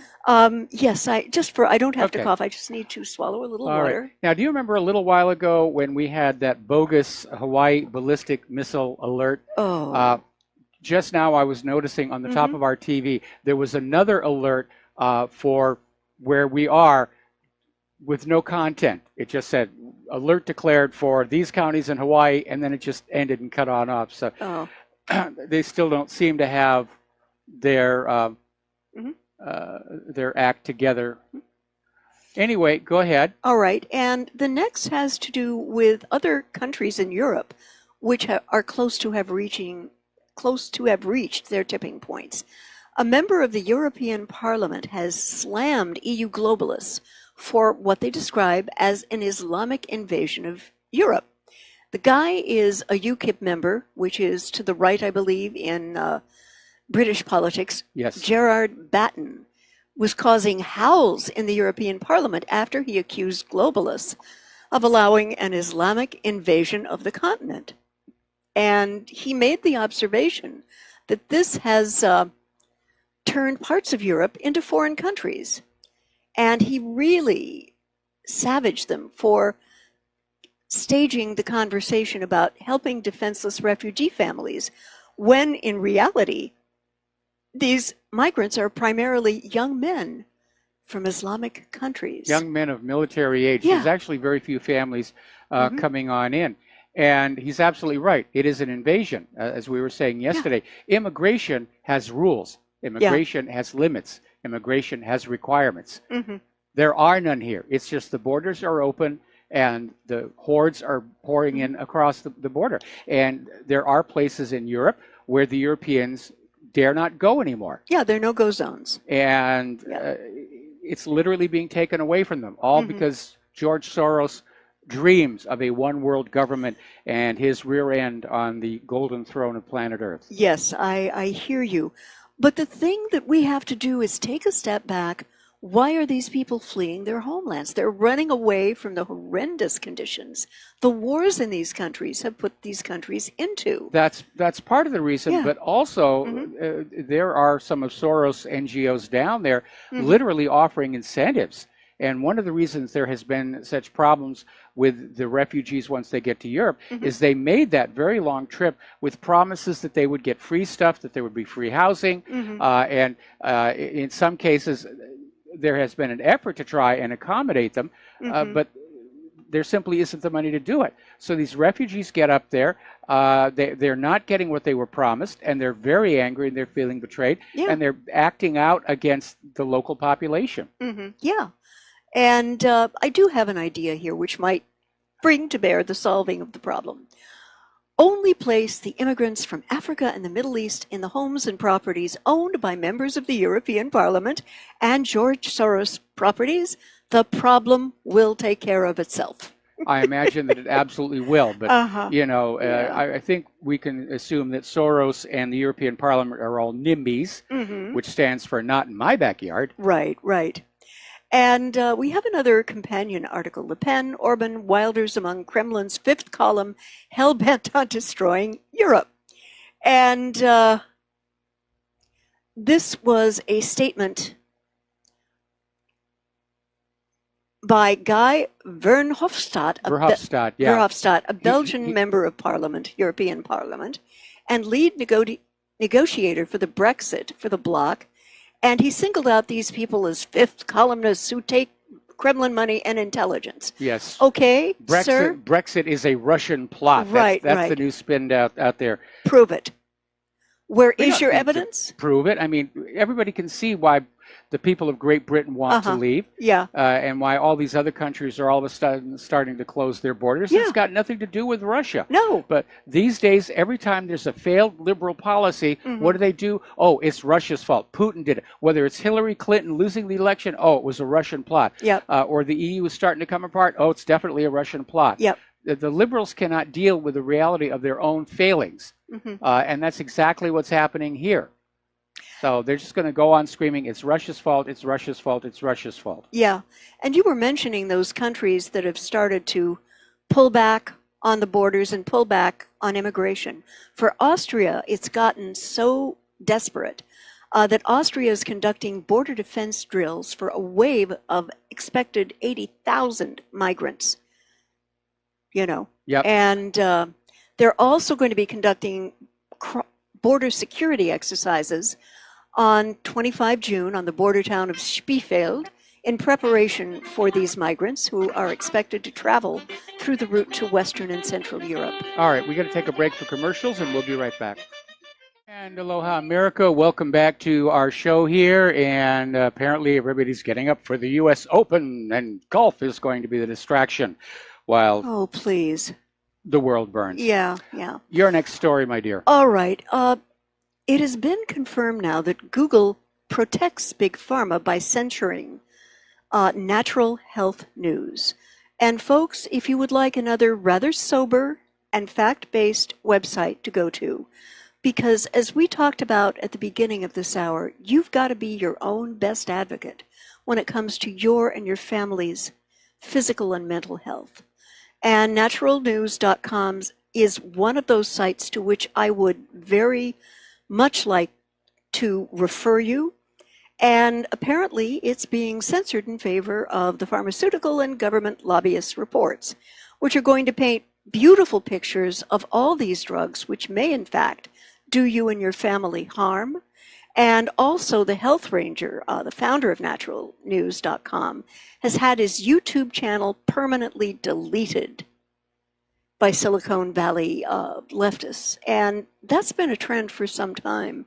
It has been a trend for some time. Mm-hmm. And Google is now out there saying that they are basically any search result that goes against accepted conventional wisdom will be down at the bottom of the list. In other words, whatever the official story or corporate stories about everything gets favorable treatment in the search results, unless you are using the special semaphore to go to a specific site. And apparently there is something you can put in the URL that says you are specifically looking for alternative points of view, which I haven't figured out what that is just yet. But this is happening all across the corporate social media, which is why we've got to stop using Google and Facebook and Twitter and start using search engines that have no built-in bias. Because if you go to these corporate search engines right now, they're not going to let you see that the medicine you're about to take could cause you harm. Because that might hurt the pharmaceutical industry.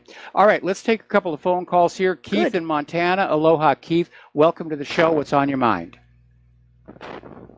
Hey, Michael, do you remember your favorite quotations on Jonathan Pollard and the increased immigration to Israel?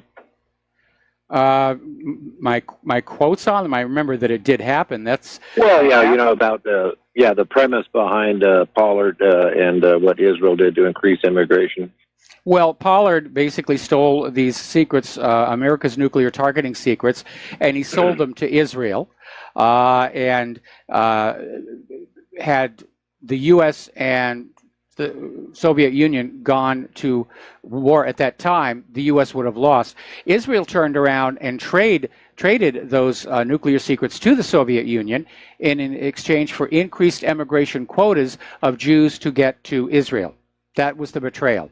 So on that premise there, we have Europe being flooded with immigrants there, in which the rabbi comes out and says that Europe is too deadly for the or dangerous for the Jews, that they should move to Israel. Now we have the rise of anti-Semitism in the Ukraine, in which they're now saying that former Russian Jews should move to Israel. Do you see the premise that's behind all this? Well, Israel's concerned about the demographics of the area. Because the Palestinians' birth rate is quite high, and most of the people living in Israel really prefer a relaxed, carefree life without children. And Israel is desperate not to have the Jewish population become a minority, because then people would say it's another indication it's an apartheid state. Well, like I say, that if you start adding this up, though, like that video of the Zionist Jews admit that immigration is number one on their agenda. The same thing with Israel being awarded the contracts to build the border walls here. I just call this Stockholm Syndrome, if you ask me, though. But this is what I see, is that the immigration is being pushed, of course, and this is to scare the Jews, as you've mentioned yourself, that most Jewish kids today are raised from infancy there, that they're the most hated in the world. And of course, this is the biggest way to promote immigration, is by fear. Yes, it's absolutely a tactic that the Israeli government has used forever and ever since its inception. And by the way, have you noticed that those Middle Eastern migrants who are pouring into Europe right now are pouring out of the areas that Israel covets for its biblical Israel, from the Nile to the Euphrates? Yeah, so I was just going to point that out about how nefarious this is getting there. That it's a planned agenda there. It's not like that report on antiwar.com where it talked about the 60 million refugees. They omitted the word war, but they were from the three countries that the Allied so-called forces were bombing, just like in World War II, the Allied terror bombings, which decimated the cities of Europe. And now we have the mass immigration, the roads lined by the millions of those fleeing these. So, anyway, I hear your break here. But anyway, I just thought I'd throw that in there, okay? All right, thanks an awful lot. Thanks for the phone call. We're going to take a break for commercials. Back with more phone calls after these few words. And aloha, America. Welcome back to our show here. We're going to go back to the phones here. Mateus in Canada, aloha. Welcome to the show. What's on your mind? Hi, Michael and Claire. Hope you guys are having a good weekend. Aloha. Soon. Hey, just a brief insight, a joke, and a question for both of you, which I'll take off the air. So, just the insight is that, you know, the idea of a good way to tell if something is a good idea or not is to ask the question, like, what would happen if everybody did it? Yes. Okay. So, and before I ask the question, wouldn't it be fair to say that if the answer was the end of the human species, then that would obviously be a bad thing, whatever it is? So, correct. Now, this is very annoying. This is how Socrates got himself in trouble. So I apologize to anybody that's gay right now. It's just considered a mental exercise. Basically, if we were all gay, then nobody would be having children. It would be the end of the human species. Correct. And that's the liberal agenda, is basically to make us all gay. Well, so, they're not going to anyway, succeed. They're not going to succeed. There's going to be a pushback. But the issue is complicated by the fact, at least in my opinion, that the reason there are gays in our species, it is a natural population limiting system. Because if you look throughout history, when you have periods of the greatest civil stress, hunger, starvation, war, overcrowding, you also get the highest per capita incidence of homosexuality. And so I think it's a natural built-in population control mechanism, which means that the homosexuals, the gays, not only have every right to be here, they are actually indispensable to the long-term survival of the human race. And Mateus, I have a thought that I'd like to share with you. Not all gay, lesbian, or transgendered people don't necessarily not want to have kids. I know of lesbian and gay and transgendered couples which have adopted, which have found a way to, let's say, create surrogacy for themselves. Or artificial insemination. Yeah, and I've known good people who were a part of the spectrum of this population who definitely wanted to have kids and did. And the kids are doing just fine. So I think that that is also something to be considered. Yeah, that's it's to be considered. I guess I'm just being annoyingly technical about the idea that if everybody did it, it would be a bad thing. But nobody's advocating everybody does it. So no. No. I'll just move on then. So my new original joke is they just discovered the first LGBTQ dinosaur bones. And did you hear what the name of it, what they called it? The Masturbodon? No, it's a liberal dinosaur bones. It's a tranny-saurus. Oh, okay. Oh, okay. All right. Okay, so now for your questions, I'll take off here. So for Claire, it's the question of how much of a nicer person do you think I would be or anybody else if we didn't see 1,000 rapes and 1,000 murders on TV and movies? And then for Mike, it's the question of did Russia actually invade Poland in 1939 in an aggressive way? And I'm just going to say good weekend, and I'm going to get off there right now and go back to work. Thank you very much. All right. Well, Claire, I'll answer mine first because my answer is short. I don't think you can invade somebody in a non-aggressive way. How do you invade somebody in a nice, polite, friendly, inviting way? It doesn't really work. No. Anyway, Claire? That question, I think, is a good question. But sometimes you find that art does imitate life, and I tend to not want to watch movies or TV shows where there's a lot of that going on. I don't like violence because for me there's enough in the real world. But I think it has to do with artistic judgment of directors and producers. I would like to see a lot more film and television where that isn't sort of the norm. But I do think it is reflective, if you will, of what is going on in the real world today. And although my tendency would be to not want to watch stuff with a lot of that, Mike, I'd like your thoughts on that too. Well, show business is first and foremost a business, and the studios are going to make the movies that they think will attract the most people to buy tickets. Right. And unfortunately, throughout the history of entertainment, sex and violence tends to sell. And studios eventually start to try and outdo each other on the sex and violence. And is it having a negative impact on people?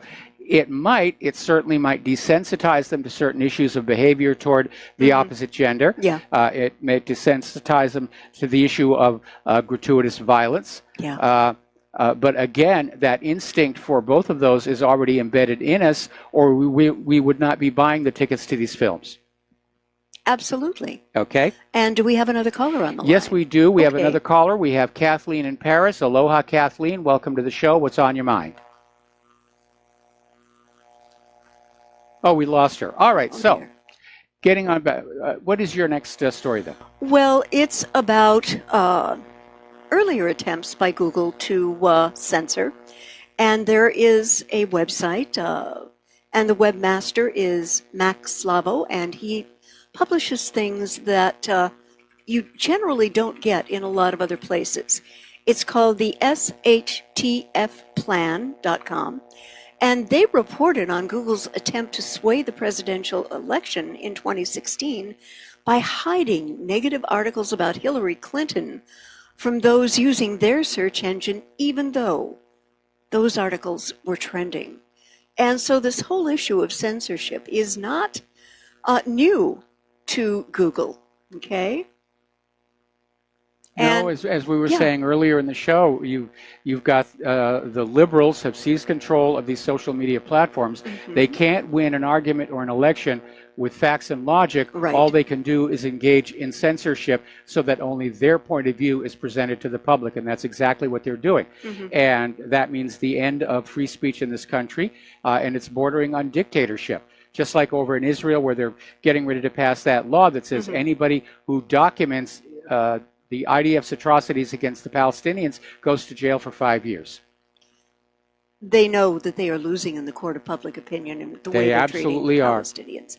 Something that I thought we needed to bring to our audience attention. There has been a salmonella outbreak in 31 states linked to, drumroll please, Kellogg's Honey Smacks cereal. If you happen to have this at home, take it back to the store. The Centers for Disease Control and Prevention say most of the outbreaks were in California, Massachusetts, New York, and Pennsylvania. And the recall affects 15.3-ounce packages with the UPS code 38000399103 and the 23-ounce packages with the UPS barcode 3800014810. And they have best use dates from June 14th this year through June 14th next year. Now, basically, if you're not sure, I'm sure that the supermarkets have been notified. Yeah. If you bought your cereal with a membership store where they track what you buy with a computer, you'll probably get a notification. Yeah. But if you're not sure, take it back to the managers, and they'll be aware whether or not it's part of the recall. And if it is, Kellogg's going to refund your money, or they're going to give you a new product. Now, I have a thought on this, Mike, that I wanted to raise with our readers and listeners. Forgive me, but isn't the FDA, the Food and Drug Administration, supposed to prevent this from happening in the first place with their inspections? Well, I mean, come on. The FDA and the USDA are supposed to, but more and more they allow the food corporations to self-inspect. And the food corporations obviously don't want the bad publicity from one of these outbreaks, so they are doing some inspections, but every once in a while something gets through, and that's just an ugly reality that we have to live with. I'd like to tool on over to one of the war zones, and that's in Syria. And Syrian President Assad has made the observation that the Lebanese Hezbollah is not leaving Syria yet because their war on terrorism is continuing. And he said it's way far from over. and way too early to discuss the withdrawal of Hezbollah forces from the country. And Hezbollah forces have been of substantial assistance to the Syrian Arab army in battling the jihadist insurgency, which, as we know, is funded, trained, and helped by the USA and Israel. Okay? Well, see, the issue of Hezbollah being in Syria, Israel is using that as an excuse to conduct military operations against Syria, against the areas where they're accusing Syria of having Hezbollah or Iran. Yeah. But it is just an excuse. Israel wants to make sure that when this Syrian war is over, that they get to keep the Golan. They do not want to give back all that oil and gas. Oh, they're making money hand over fist from a conquered Syrian area, which is not Israel. You know, not at all. And it's interesting to observe that all remaining ISIS resistance zones in Syria are in the U.S.-controlled areas. And that was a statement by the Russian Minister of Defense. Which dovetails with an announcement that came on out today where Assad is getting ready to go on in and get the rest of ISIS out there in these U.S.-controlled zones. And Russia basically said to the U.S., do not oppose the Syrian army when they go after ISIS. And this is very, very serious because if the U.S. steps in and comes to the defense, tries to protect ISIS from the Syrian army, it's going to signal to the rest of the world that, yes, ISIS was in fact working for the United States all along. And if Russia is issuing a warning, the implication is that if Russia, if the U.S. comes on in to fight against the Syrian army, they might run into Russian forces as well. And obviously, direct military conflict between the U.S. and Russia would be a bad thing. Absolutely. And I'd like to also pay attention to another war zone about which you will hear nothing on the corporate media. The prostitutes are ignoring this completely. But dozens have been killed as Saudi-led forces have launched Yemen port strikes. Hodeidah is the Yemeni port. And 39... Hodeidah. It's pronounced Hodeidah. Hodeidah, okay. At least 39 people were killed in the course of the fighting, and a limited amount of territory has fallen to the invading pro-Saudi forces. Now, most of the casualties, Mike, were among the Houthis and caused by both Saudi and Emirati warships and planes pounding sites being defended by the Houthis. Now, a couple of things you need to keep in mind. Yeah. The Houthis are the government of Yemen. Yes. The entire rationale for this is that the Houthis are not the internationally recognized government of Yemen, meaning the United States doesn't like them because they refused to accept the U.S. puppet government that was put in some years back here. Now, obviously, the Houthis are doing very well here, despite all the hardships. It turns out that warship, that United Arab Emirates warship that was hit by these two missiles, I think it was on Wednesday, was in fact destroyed and sank. So, and that probably came as a real surprise to everybody, first of all, that the Houthis have these missiles and that these warships are turning out to be that fragile. Yep. And apparently the Houthis are struggling to stop the advance of troops heading in from the south, and they have had some success in preventing naval landings from some of the warships. And this is preventing large-scale reinforcements from getting near the city. Now, this is an odd turn of events, and I think as recently as yesterday, the Pentagon said, they were going to be participating in on the attack on this Yemeni port. And now today, they are denying that they are going to be involved in the targeting. Mike, what's caused that turnaround? I have no idea, but probably somebody said, no, we can't be seen to be part of this, because it's becoming more and more obvious that this really is a U.S. war against Yemen. The Saudis are merely a proxy. Whereas the official story is, this is just an argument between Saudi Arabia and Yemen. No. And it really isn't. Again, as I said, years ago, the United States staged an intervention in Yemen. They overthrew the legitimate government of Yemen. They put in a puppet ruler, same thing they did up in Ukraine. And the people of Yemen decided they did not want to live on foreign puppet rule. They kicked out the puppet rulers, and they basically brought back their own government. And that's what's got the United States very angry, because it gives bad ideas to other conquered puppet-ruled countries, that they could stand up and kick out their puppet rulers. I mean, the U.S. is still reeling from the fact that Iran did that all the way back in 1979. Mossadegh. And in the last election in Yemen, pop quiz, and for our audience as well, how many names were on the Yemeni ballot? 1.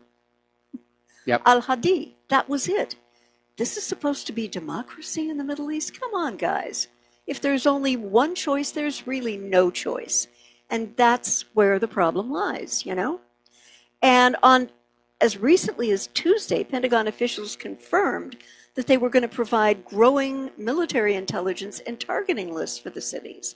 And they defended this claim by saying it would reduce civilian casualties over just leaving the Saudis and the UAE to their own devices.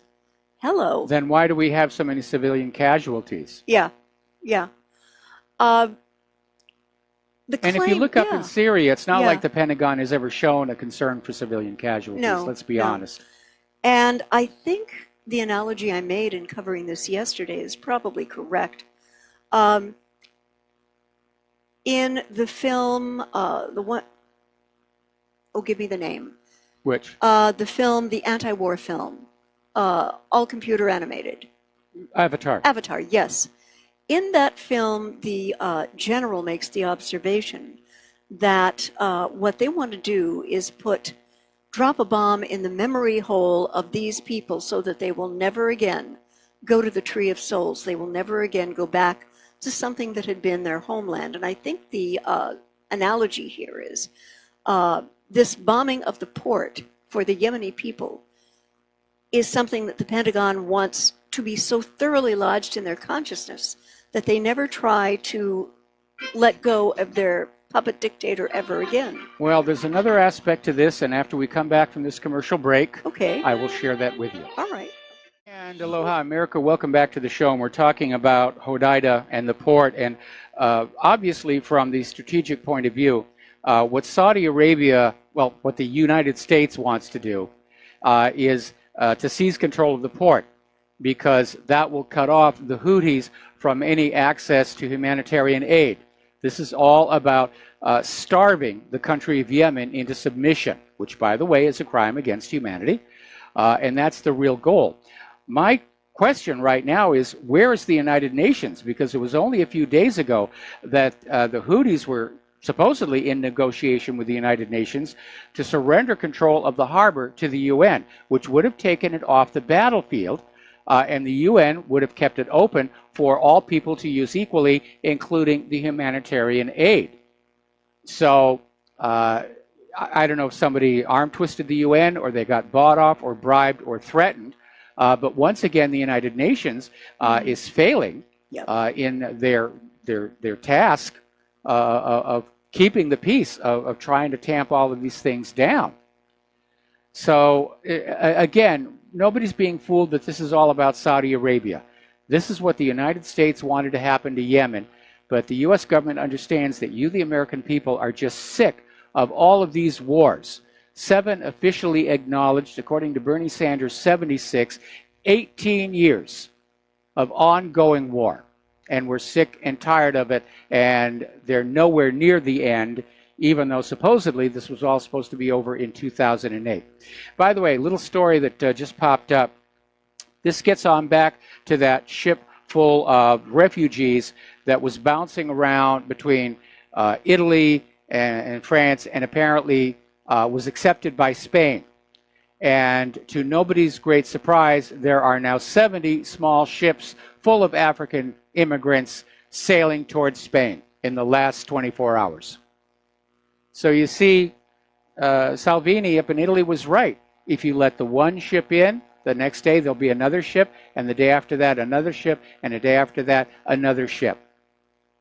So this is going to come to a head, and we're going to start seeing these countries defending their borders. What's Brussels going to do? Start invading the member states of the EU like the American Civil War? Is the United Nations going to declare war on every country that refuses to just allow their own indigenous population to be overwhelmed by these refugees? It really doesn't make a lot of sense. Well, there has been talk about an EU army, has there not? Rather recently? Well, that's an idea between France and Germany, right? Which would actually undermine the need for Europe to be part of NATO, which a lot of people see as kind of a relic from the Cold War. Yeah. And rather than being a mutual defense pact, has been turned into the United States attack dog. Absolutely. Absolutely, absolutely. So the situation is dire. We're coming down here to the end of the show, and I'm hoping nothing will happen over the weekend. I'm hoping nothing will happen, period. But we've got the World Cup underway. That's a potential target. We've got the U.S. Open. A lot of people looking for a lot of distractions from that IG report. Anyway, so there's the music. Time for us to get on out of here and get something useful done. Stay tuned for John Stadmiller. I'm sure he's got lots to share with you. Please take what you learn here and at whatreallyhappened.com. Share it with your friends. Email, face-to-face conversation. Forget about social media. It is